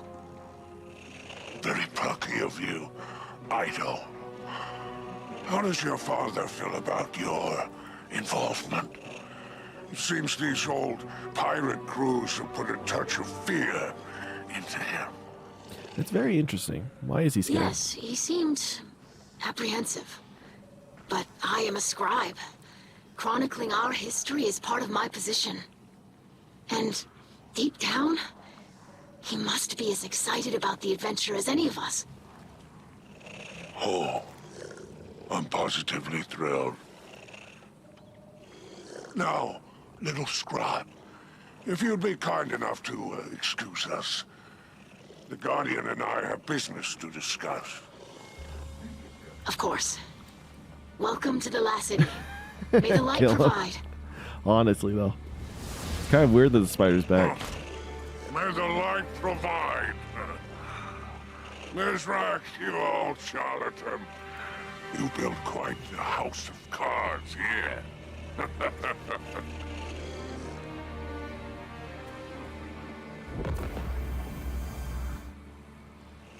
Guardian, it's been a while.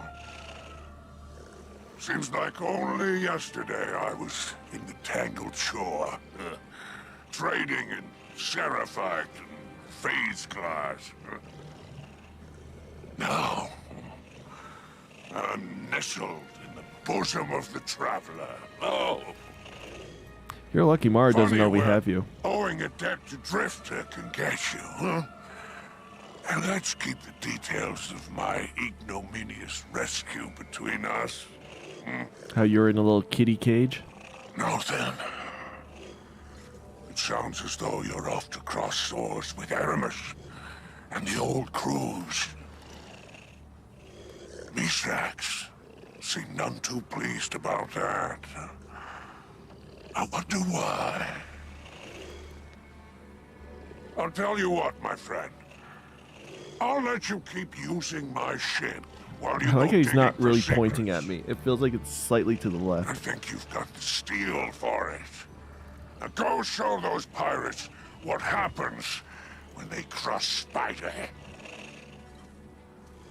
While you're gone, I'll gather some accoutrements no budding captain should be without. No need to thank me, Guardian. I only ask that you keep my wanton generosity to yourself. I have a reputation to maintain. Nah, I feel like you lost your reputation a while ago. Ahoy and away. In the safety of the ether tank, the notorious spider greets you as an old friend. Seems like only yesterday I was in the Tangled Shore, he says. Now I'm nestled in the bosom of the Traveler. Let's keep the details of my anonymous rescue between us. Out of gratitude, or perhaps something less altruistic, he agrees to let you keep his skeleton key and continue using his ship to fight against Aramis and the old crews that serve her. He even offers to prepare some accessories no captain should be without. Go show those pirates what happens when they cross the Spider. Defeat Aramis' loyal pirates and catch Crash. Launch the activity from the Destinations tab in the helm. I do enjoy your visits.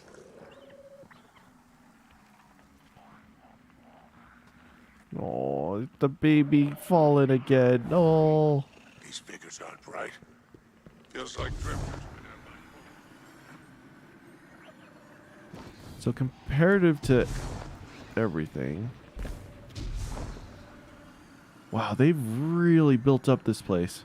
It is nothing like how it was before. Can you come? Oh, no, you can't go up there. Is there a door? There is. Oh, that's cool. All right.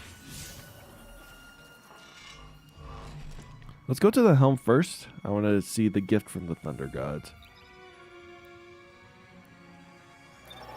What's all this new stuff in the helm? Okay, so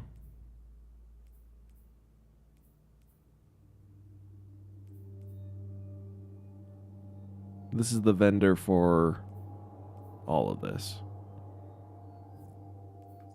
Makes sense.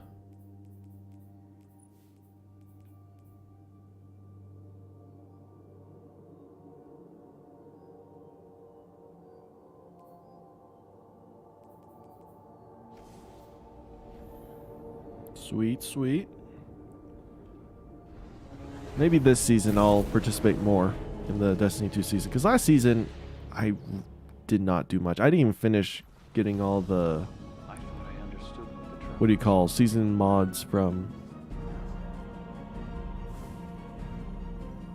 the artifact. It looks like they cleaned up the egregore. That's good. They fixed you all up. Oh, good. Good, good, good.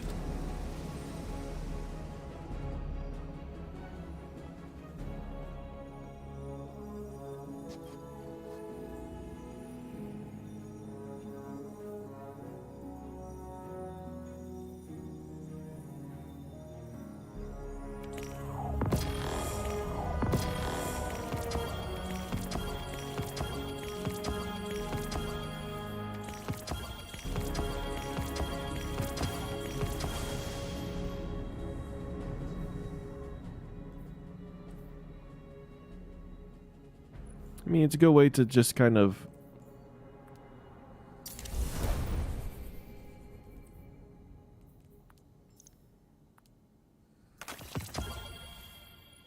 quick upgrade all my armor, I guess.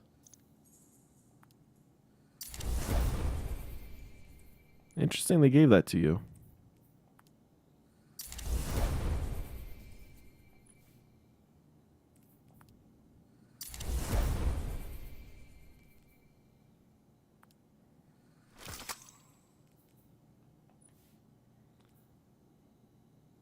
You haven't played Witch Queen yet? What?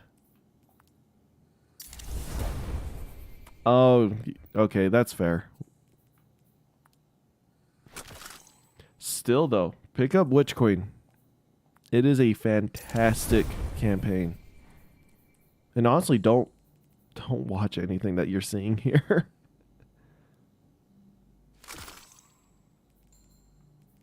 Yeah, we already have a Tarnation, like, craftable. There's going to be so many, like, story spoilers. So, go play your Witch Queen.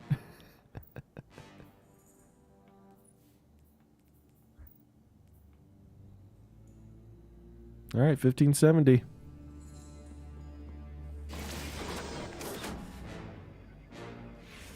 All right, we'll deal with you later. Let's load this up. So we got Catch, Crash, and Master. So Spider's Associates. Once hired crewmates can be summoned to aid you during Catch, Crash activities in the season of Plunder.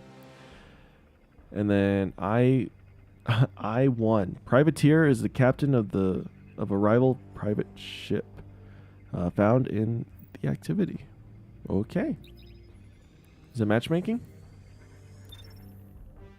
Oh, it's a 6-person matchmaking? Oh my gosh. It's Savvy. What a name for the whatever you call it. Did I not have Taking Charge? What? How was I missing any mods? I thought I had all of them.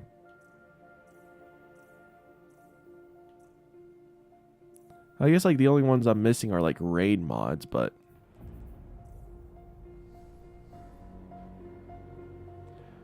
I know what went down, but the ice.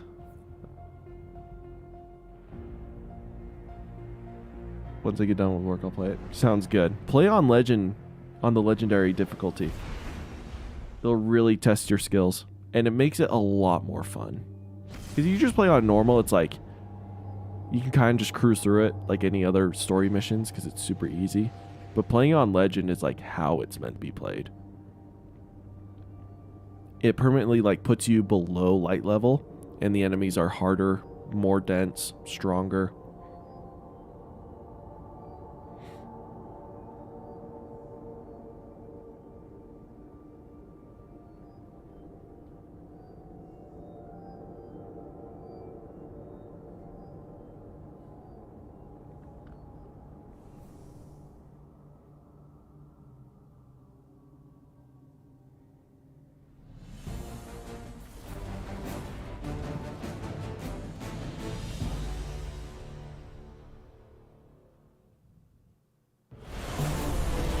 This is so cool. What an intro sequence.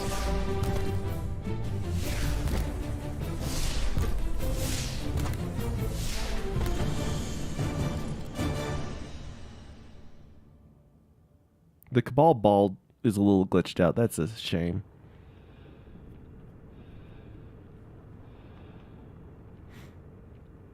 Gosh, my sinuses are closing up again.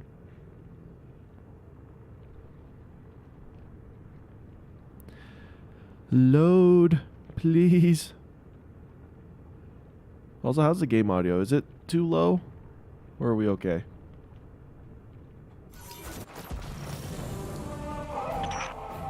You think you can board this crew's catch?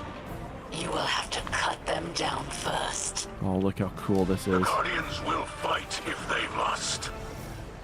Yes, The machine spawn are skilled at killing our people and at inventing reasons to do it.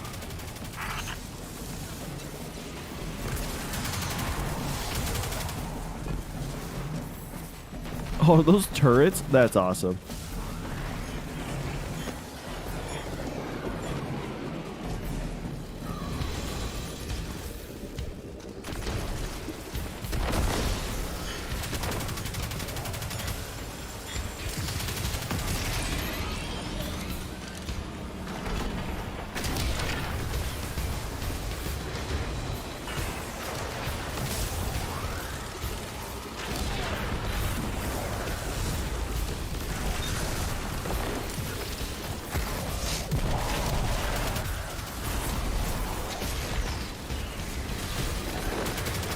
Oh, those are associates.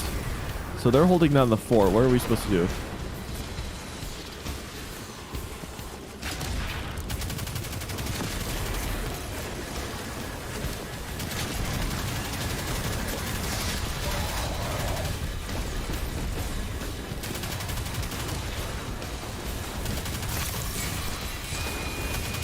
Nope, nope. Looks like we're good. Gosh, I don't know who's friendly and who's foe.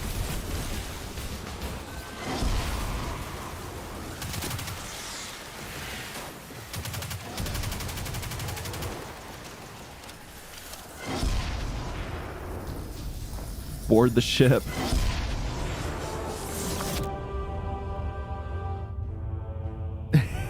Sucker. That does hurt though. We've repelled their attack. Let's escape while we can. You got a lot to learn about swashbuckling. We ain't the prey. We're the hunters. Now let's see what kind of loot these buccaneers got. Come on, give me the increased speed. What the? Hack the terminals with the information from the servitors.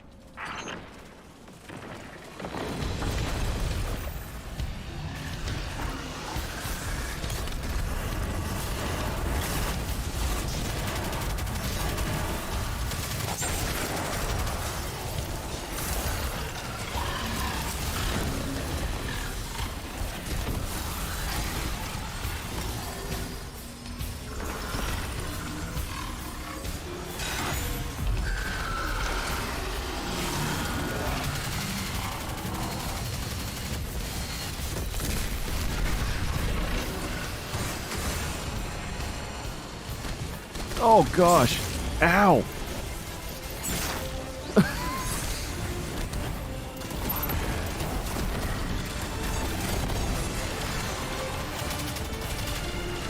The security terminals are shooting us.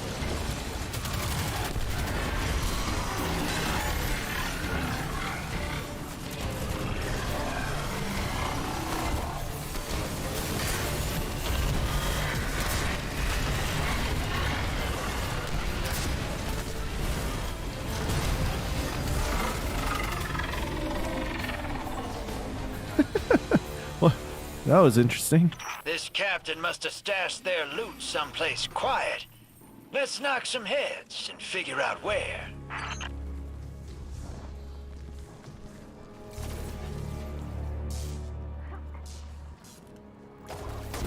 There! That's the captain of this wreck. Chase him down.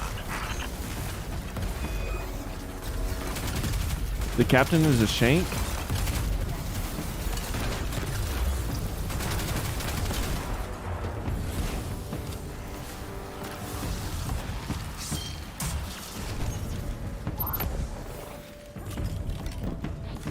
You got the goods, Guardian. Time to blow this rickety barge. Let us go.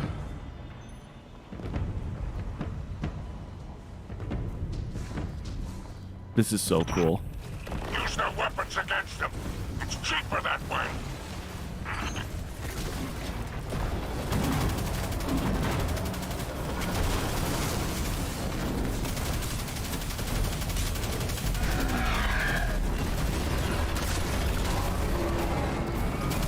My gosh, that walker didn't stand a chance.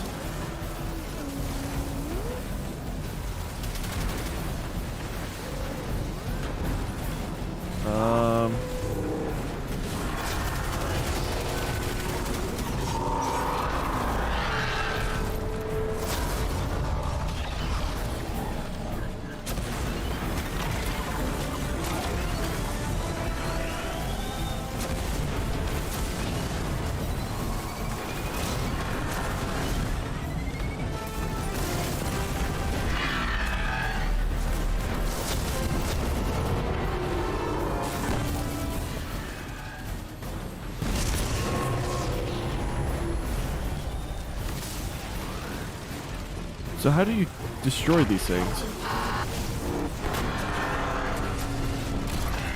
Oh, you just shoot them?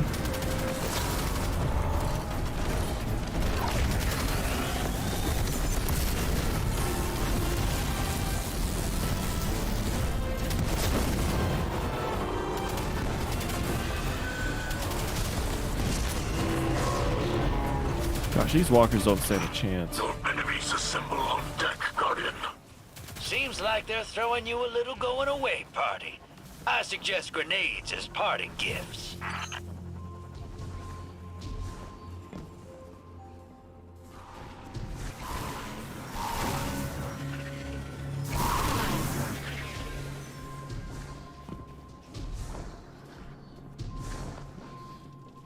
Why am I not getting amplified?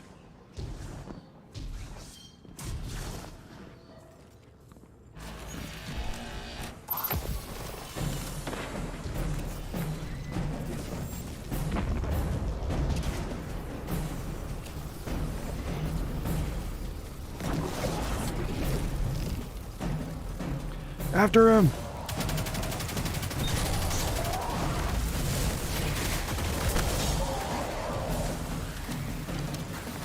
Kill him! Chase him down!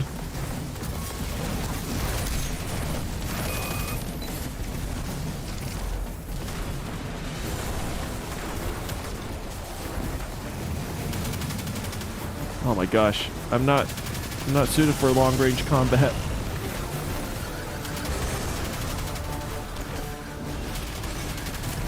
Oh, thank you.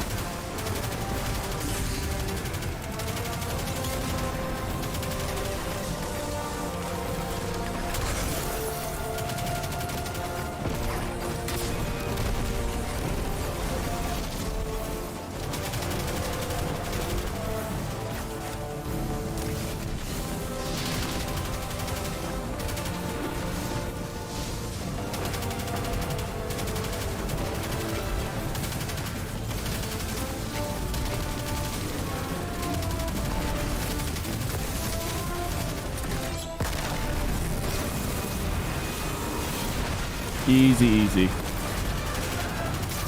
fact that it's 6-player activity makes this super easy. You can just melt these guys.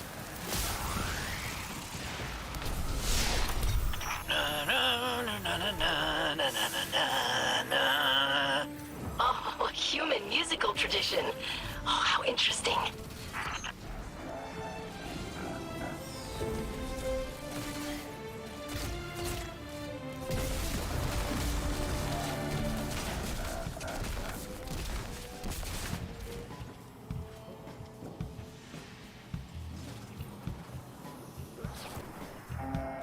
Did we get anything?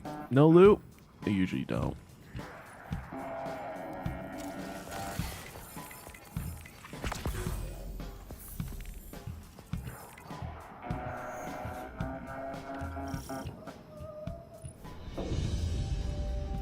That's fun. It's short, sweet, and to the point with tons of enemies. Look at that.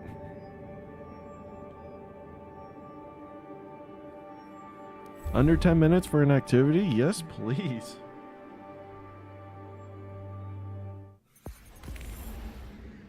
Voyage through the stars. Engage in ship-to-ship combat to stop Aramis and her pirate crew from wrecking chaos across the galaxy. Discover forgotten secrets, assemble treasure maps, dig for treasure, and get it back to your ship, all while fending off enemy pirate crews. Lead your crew into battle. Swashbuckle through new weekly missions and relieve pirate lords of powerful relics hidden within their hideouts. Plunder your loot. If ye be seeking legendary treasure, there be new weapons, armor, and cosmetics to fill your catch to the brim.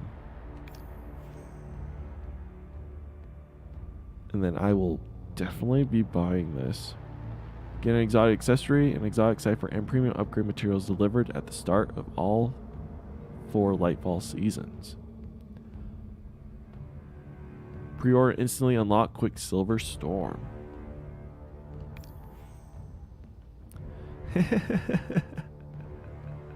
They're now available in the Eververse. Speaking of Eververse,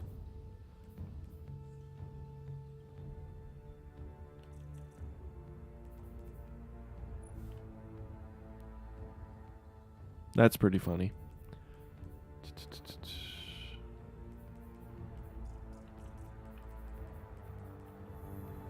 Nothing real new there. At least not for Bright Dust.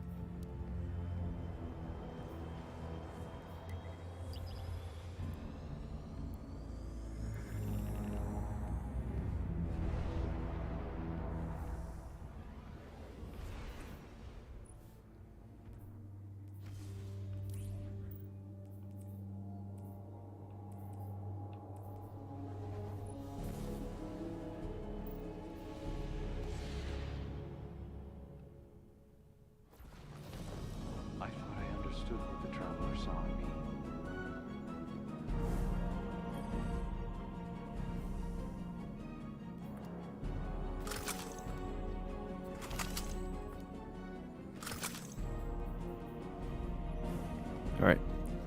Here's what we're going to do real quick. We're going to focus one of these engrams.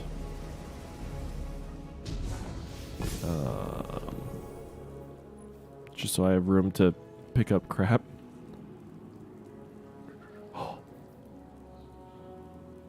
No. We're going to be able to craft the BXR? That's awful. Oh, that's going to ruin so many people. Drang, I got one that I can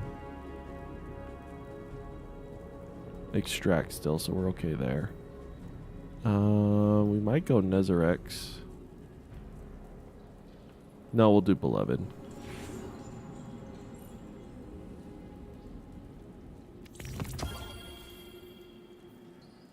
Oh, I don't have Opulent Energy. Never mind.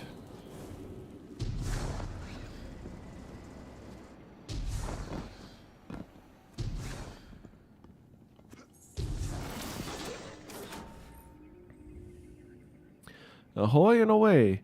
A reward awaits you beside the star chart. It rests on a scrap of paper covered in surprisingly delicate handwriting. I knew you had the steel for it, the note reads. Now gather your crew and begin your journey. I've met a few pirate captains in my time, and you can't be worse than any of them. Good luck. It's a shotgun. Dealing melee damage gives this weapon increased target acquisition and range for a short period of time. Dealing melee damage again extends the effect. Nice. Sails of the Ship Stealer. With alarming bolts of arc energy, the star chart crackles to life as you approach. The interface, clearly adapted from a fallen walker, shows possible pirate routes across the galaxy. The screen is a confusing mess of Elixir symbols and coordinate shorthand. The screen flickers impatiently, anticipating calibration with someone bearing a captain's atlas.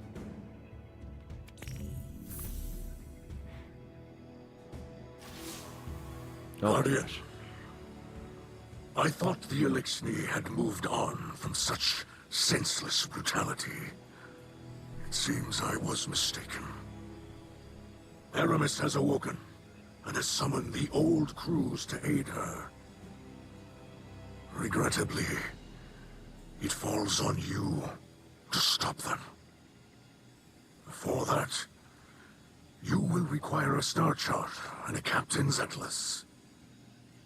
Spider had these antiques in his collection.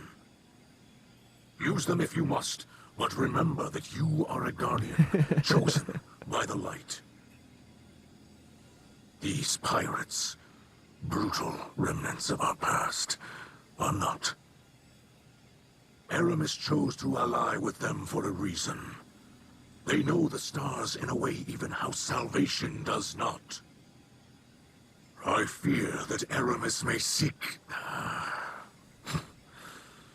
Pay me no mind. You'll have to tell me eventually, Raise arms against these pirates and discover the truth for yourself. Okay.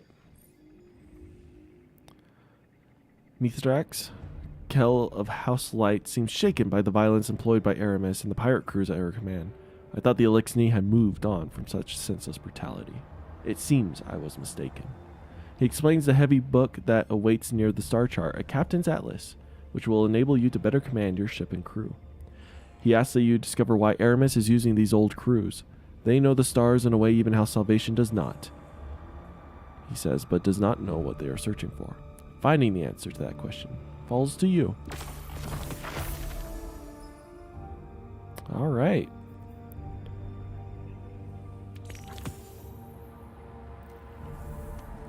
It appears I need to turn in all my bounties. So, are you guys ready?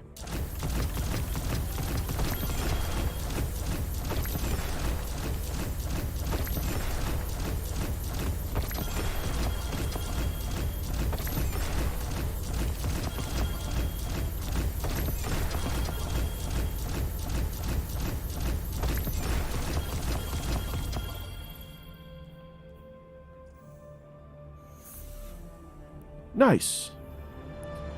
And then that way we can pick all these up.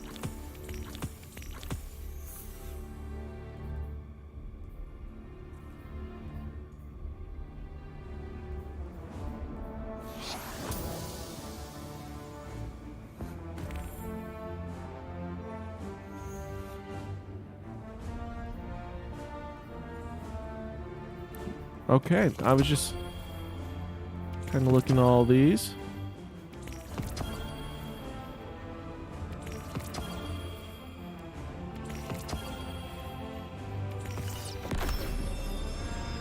Nice.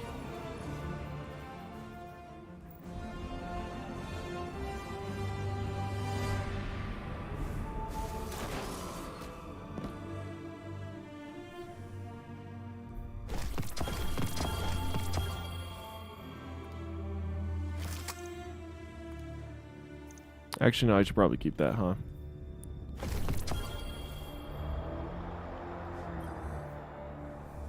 Why is all my inventory so full?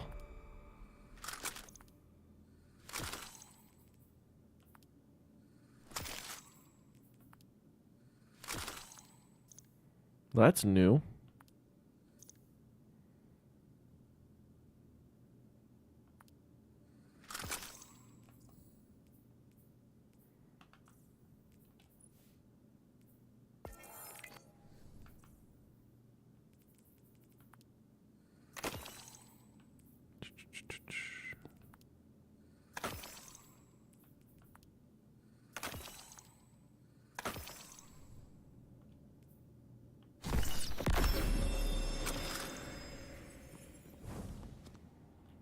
So what am I supposed to do? What are we doing? Offering to the Oracle. Examine the details of the Captain's Atlas in your... Oh, wait. Sorry. Yeah, that came because of completing bounty for Petra. That has nothing to do with this.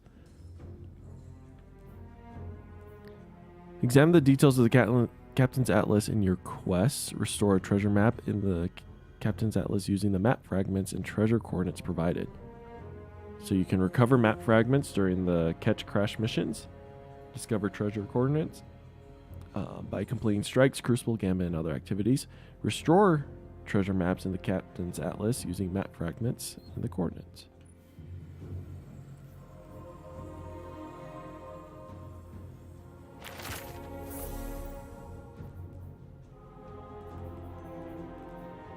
Loot buried treasure at the end of an expedition activity.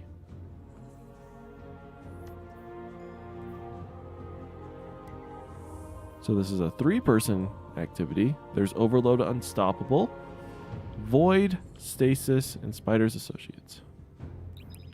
Of course it's Void and Stasis, even though we're freaking using Arc right now.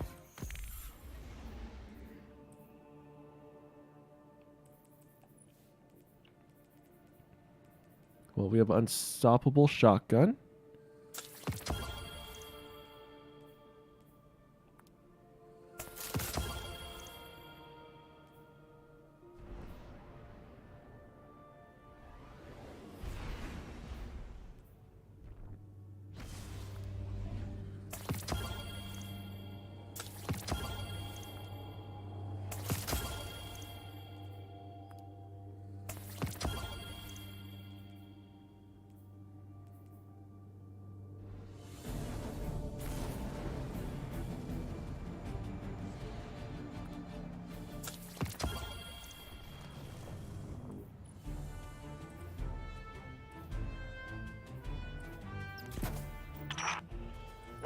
Those we handled buried their loot out here. Clear the area and dig it out. I see. Oh, this is They cool. secreted their misappropriated goods to prevent its further theft. You're picking up quick, little Ido. Must run in the family.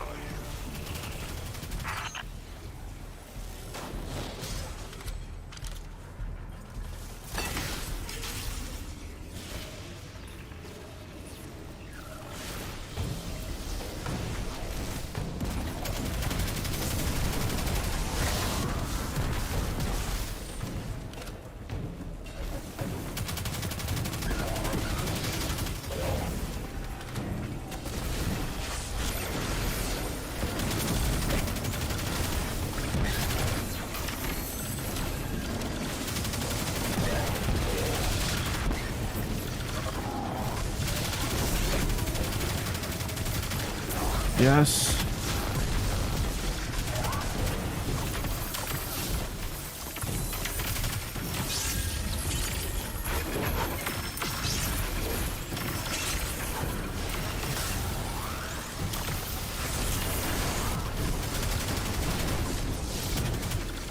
Just gotta stand in the fanatic goo or supercharge my weapon.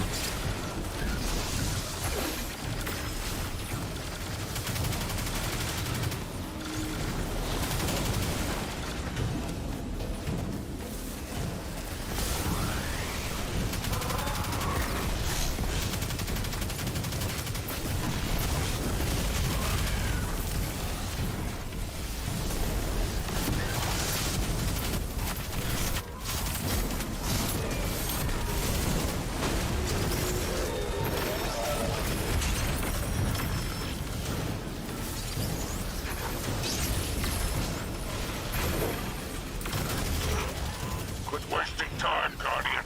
Get that treasure haul on the move.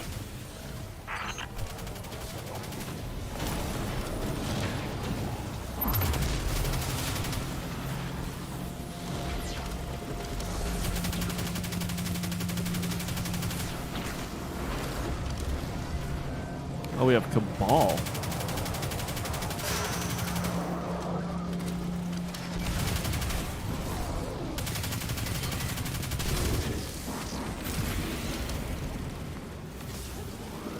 And Fallen? What is this? Every enemy race is here?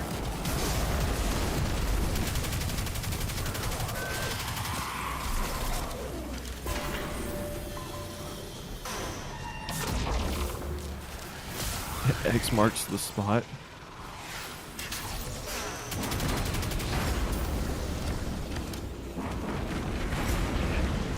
At least they changed it up with the enemy types.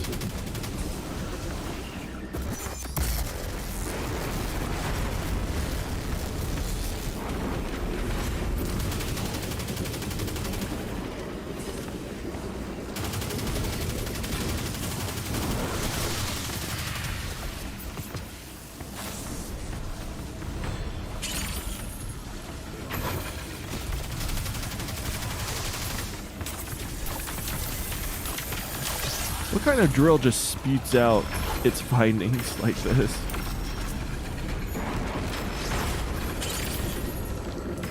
Also, we're judged on how much treasure gets in there, so.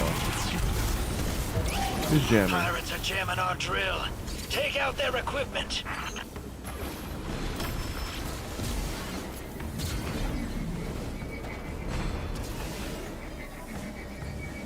Wow, they really put the jammer all the way out here.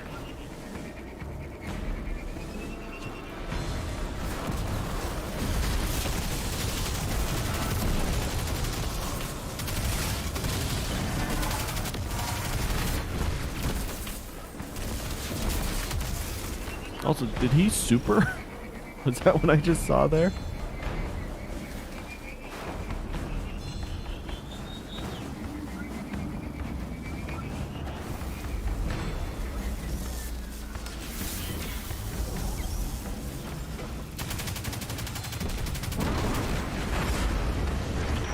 I see one carrying great wealth. Overtake them.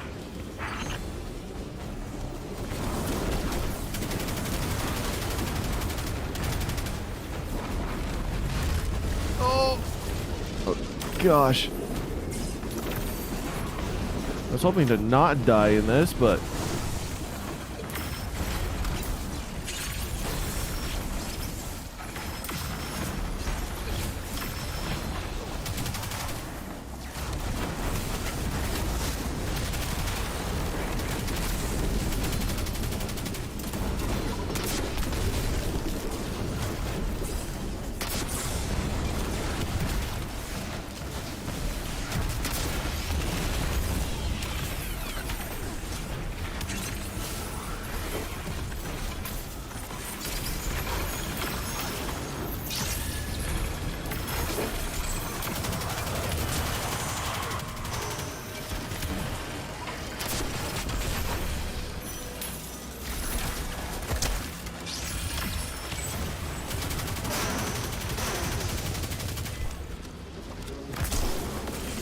There's no time limit on any of this. Our enemies are being reinforced.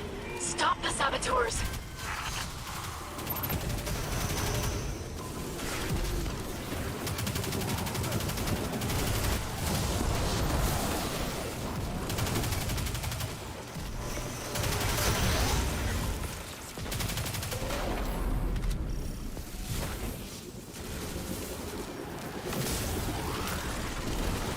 Oh, defeat champions. I was like, I have not gotten an Estus or the EDZ, I think it said.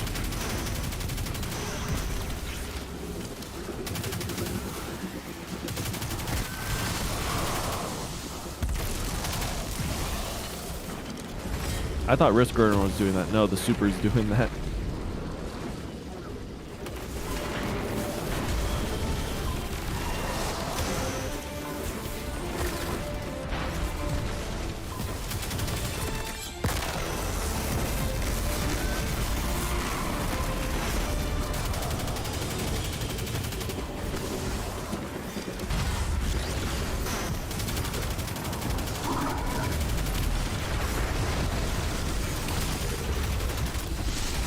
Yes, you sucker!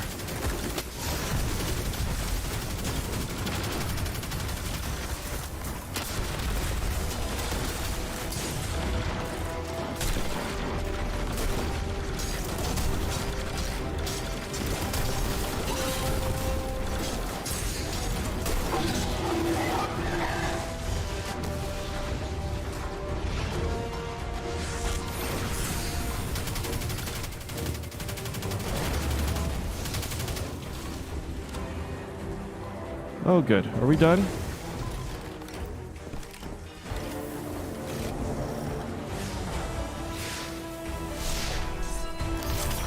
I understand that the pursuit of riches is part of the pirate ethos.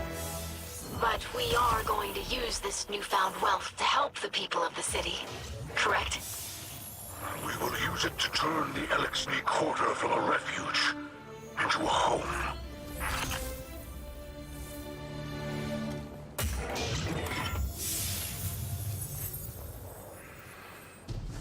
Yeah, I think it's kind of one of those things where it's like each person digs up one.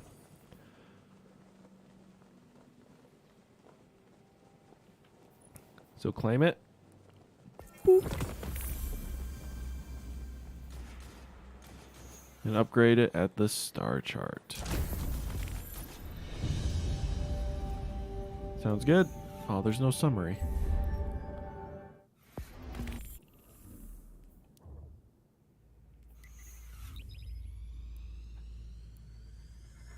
And then our classic, like 9 square or 27 square upgrade chart.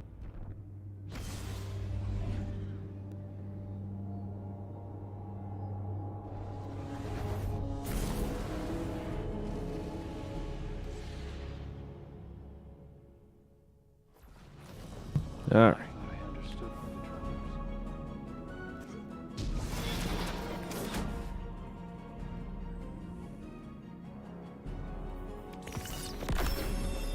Gosh, we're getting a lot of red borders. Get a treasure map.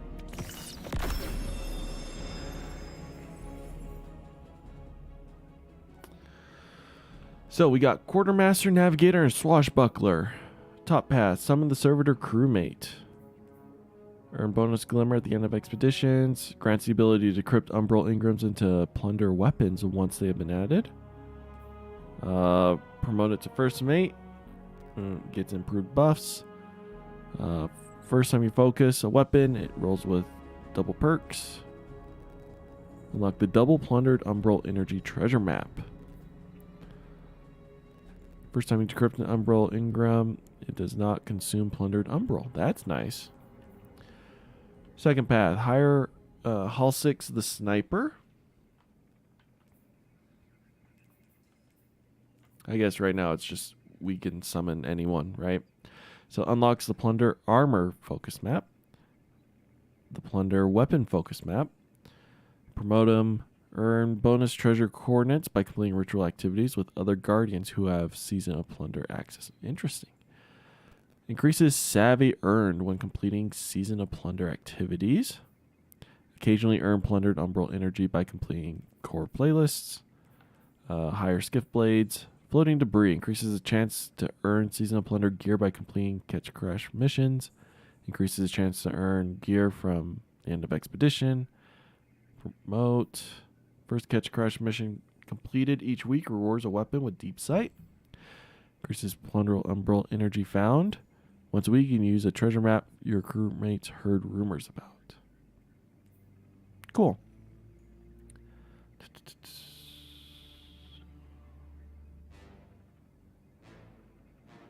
Grants you slightly increased melee damage.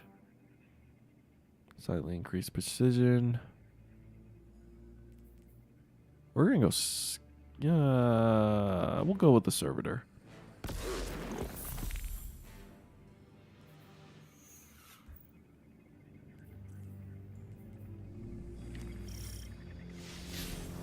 Gosh, there's still more. Complete Pirate Hideout Volog the Brute.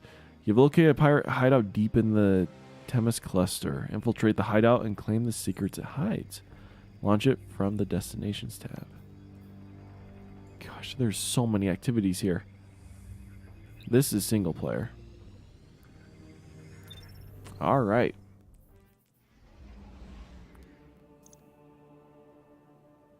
Four times explosive. That is not bad. Kind of a crappy origin perk to have on a scout rifle, though, because it requires melee.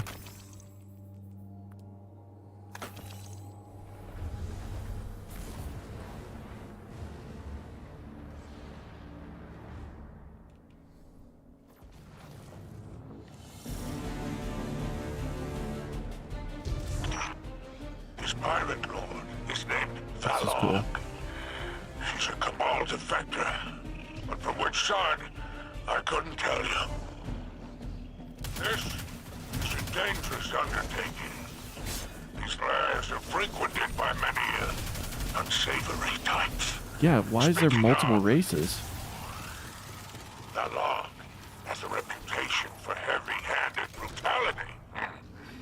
I say you show her a little brutality of your own. Don't worry, I've got a close quarter build right here.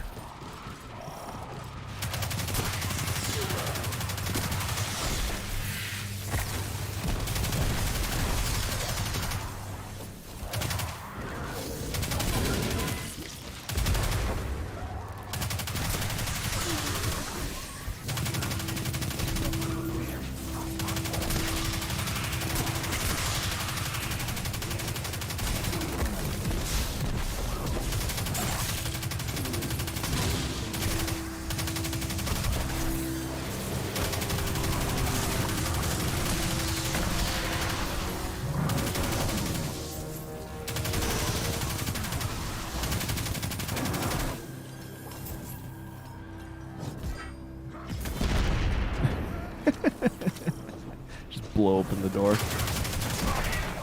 Howdy.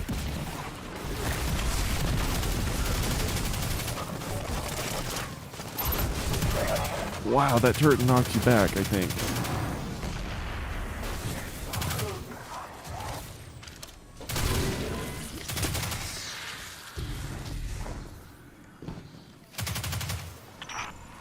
It's not just her life. Her pride is on the line. The headless crew is a worthless one. Remove her from the board.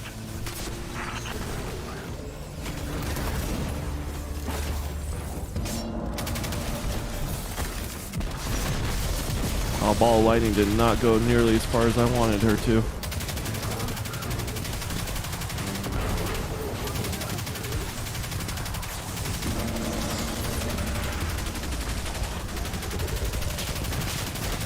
Yeah, keep shooting me. See what good that does. Keep shooting me. I know you want to. Come on.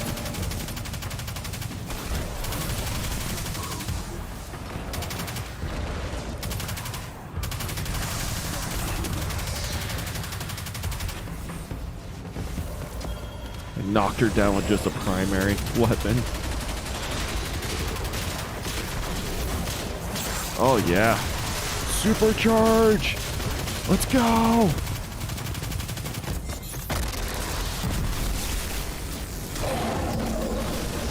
That was easy. What is this? Antiquities indeed. So this is where the trail leads. Well then, we best keep these relics out of Aramis's hands. Don't you agree? They do. This would make a wonderful addition to my collection, whatever it is.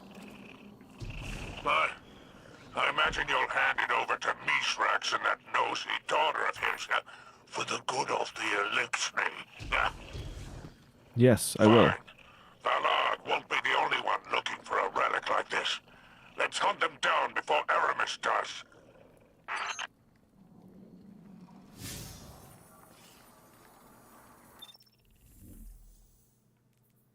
Visit the ether tank holo projector in the Elixir Quarter.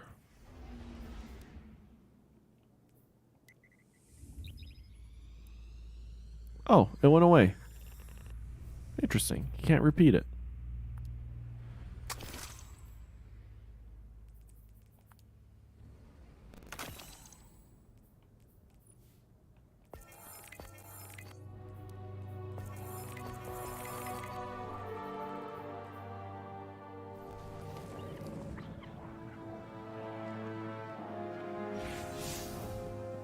All right. What you got to say to me?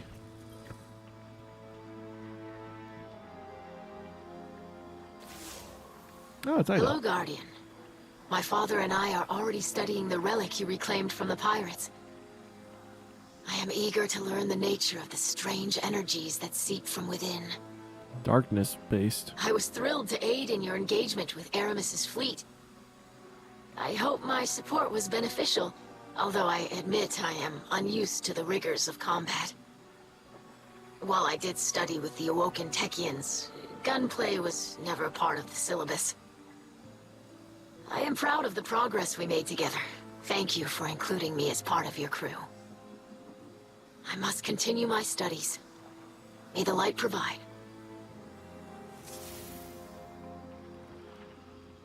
I like Ido. She's a good character. Despite the casual atmosphere in the ether tank, you receive a Vanguard secured communication from Ido, dedicated scribe of House Light. Ido is already busy studying the relic you reclaimed from Aramis's pirates. I'm eager to learn the nature of the strange energies that seep from within, she says with unfettered curiosity. She thanks you for including her as part of your budding pirate crew, and then excuses herself to further study the relic with her father. Now it's time to talk to Spider. What has it provided me exactly? I'm eager to continue our friendship. As you enter, Spider gestures grandly to a set of engrams he has laid out before him. Just the Guardian I wanted to see, he says with a grin. Told the Vanguard I had a plan to help arm the Guardians against Aramis's forces. They funded me with some glimmer, and I traded it in for some incredible gear.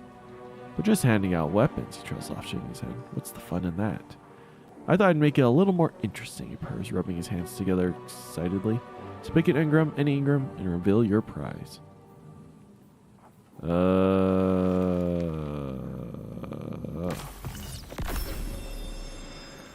Sawyer looks at your work, clearly impressed. Jackpot, you one savvy customer guardian. He shakes his head and chuckles. Take it easy on me, please, he laughs. I'll let you know when I have more Ingrams for you, but if you're that lucky every time, I'll lose money on this little act of benevolence. Idle's voice crackles over your radio. I notice you're taking in the sights of the Elixni Quarter, she says brightly. That might explain the strange energy readings I just picked up from the ether tank. Please carry on, Idle says. Don't let me interrupt your recreation. You may go. Alright, they will contact you when they have more information.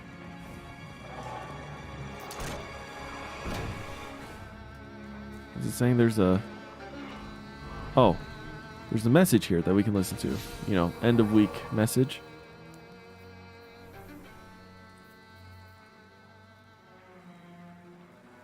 Alright, let's listen to it.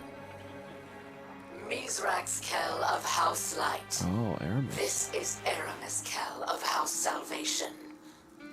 We need not be enemies, but you intend to make one of me. Very well. I have been restored by a power too great to oppose. More powerful than the traitor machine that abandoned us, and the machine spawn who did not hesitate to kill me. But we both know humiliation, don't we? You live in the shadow of those who have destroyed the dream of a unified Elixni. And they have our people's blood on their hands, and you scrape at their feet. It is shameful. You are shameful. Where is the Mizrax of legend, feared by so many? Is he trying to outrun his past? We know this is impossible. I am told you have a daughter. Does she know who you are? What are you teaching her? And what lies will she repeat? What won't you tell her when you look into her eyes? You think I am without remorse, but I do not wish to harm my fellow Elixni. But if you want a fight, then I will give you one. Rally your crew. Take what you believe is yours by right of plunder. I don't expect any better from you. A little harsh words, but also, isn't the witness the reason your whirlwind happened? Like, I understand hating the Traveler. He abandoned you. But you just sided yourself with the very thing that destroyed you guys. I just find that a little odd is all. So Season of the Plunder. Again, taking it in a step I did not expect to go. Yeah, I'm excited. Good gameplay loop. And we'll see if I have the time to actually play through it. Arc 3.0, super fun. Speaking of which, let us go to the tower and talk to Ikora, shall we? Get the rest of our fragments and grenades.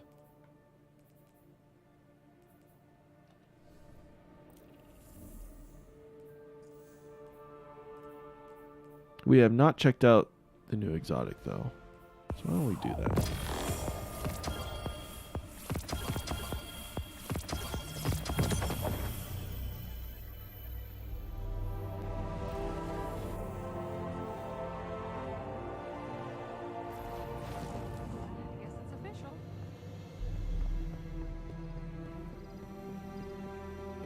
Thanks for your service.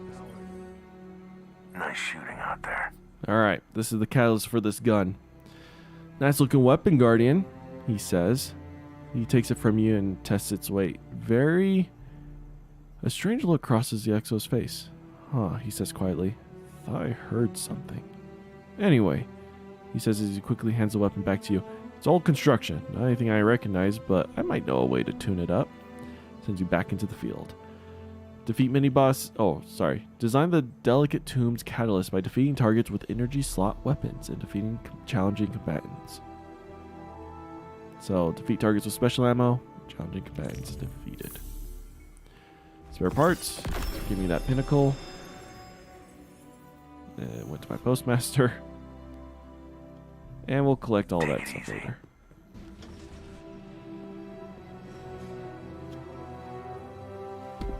Ikora.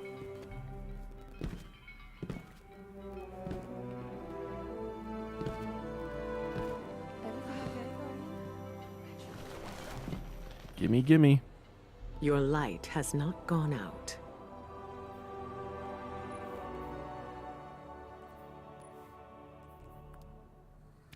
May it serve you well. So what is that? Skip grenades, flex grenades, flashbang, May it serve you and well, lightning guardian. grenades. Oh, we probably don't get the fragments until after the raid. May you That would make sense. what you seek.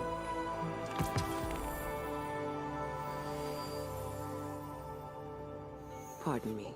Sorry. These are troubling times. You don't think we know, Ikora? Alright, so this is a fusion rifle. Oh, look at all those stats.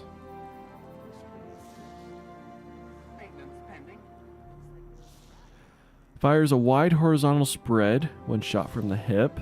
Final blows with this weapon have a chance to generate ionic traces. Powerful foes and opposing guardians always generate ionic traces. Collecting an ionic trace overcharges this weapon's next shot, jolting targets on hit.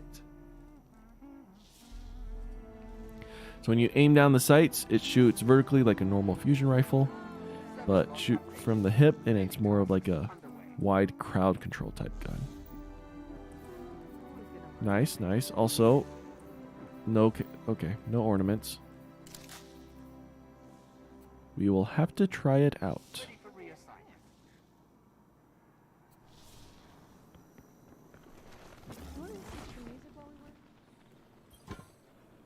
Checking.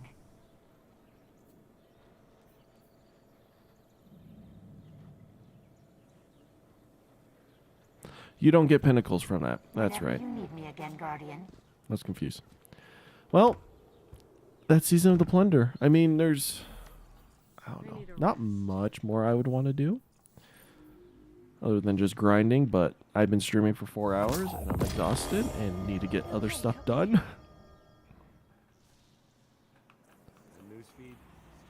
But yeah, I'll try to play more of it in the coming weeks.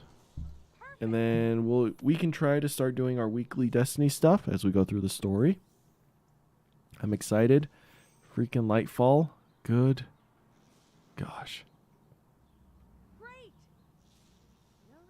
I'm excited. This doesn't make any sense.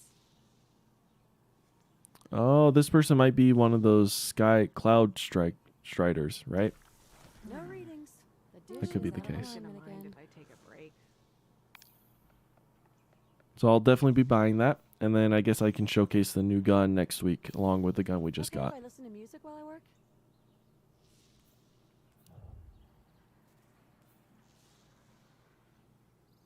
But cool. You guys are great. Maybe I'll do something with King's Fall this Friday. We'll see. I don't know. I'll have to talk to my clan and figure things out. But anyways, you guys are great. Thank you so much for tuning in. And I'll see you all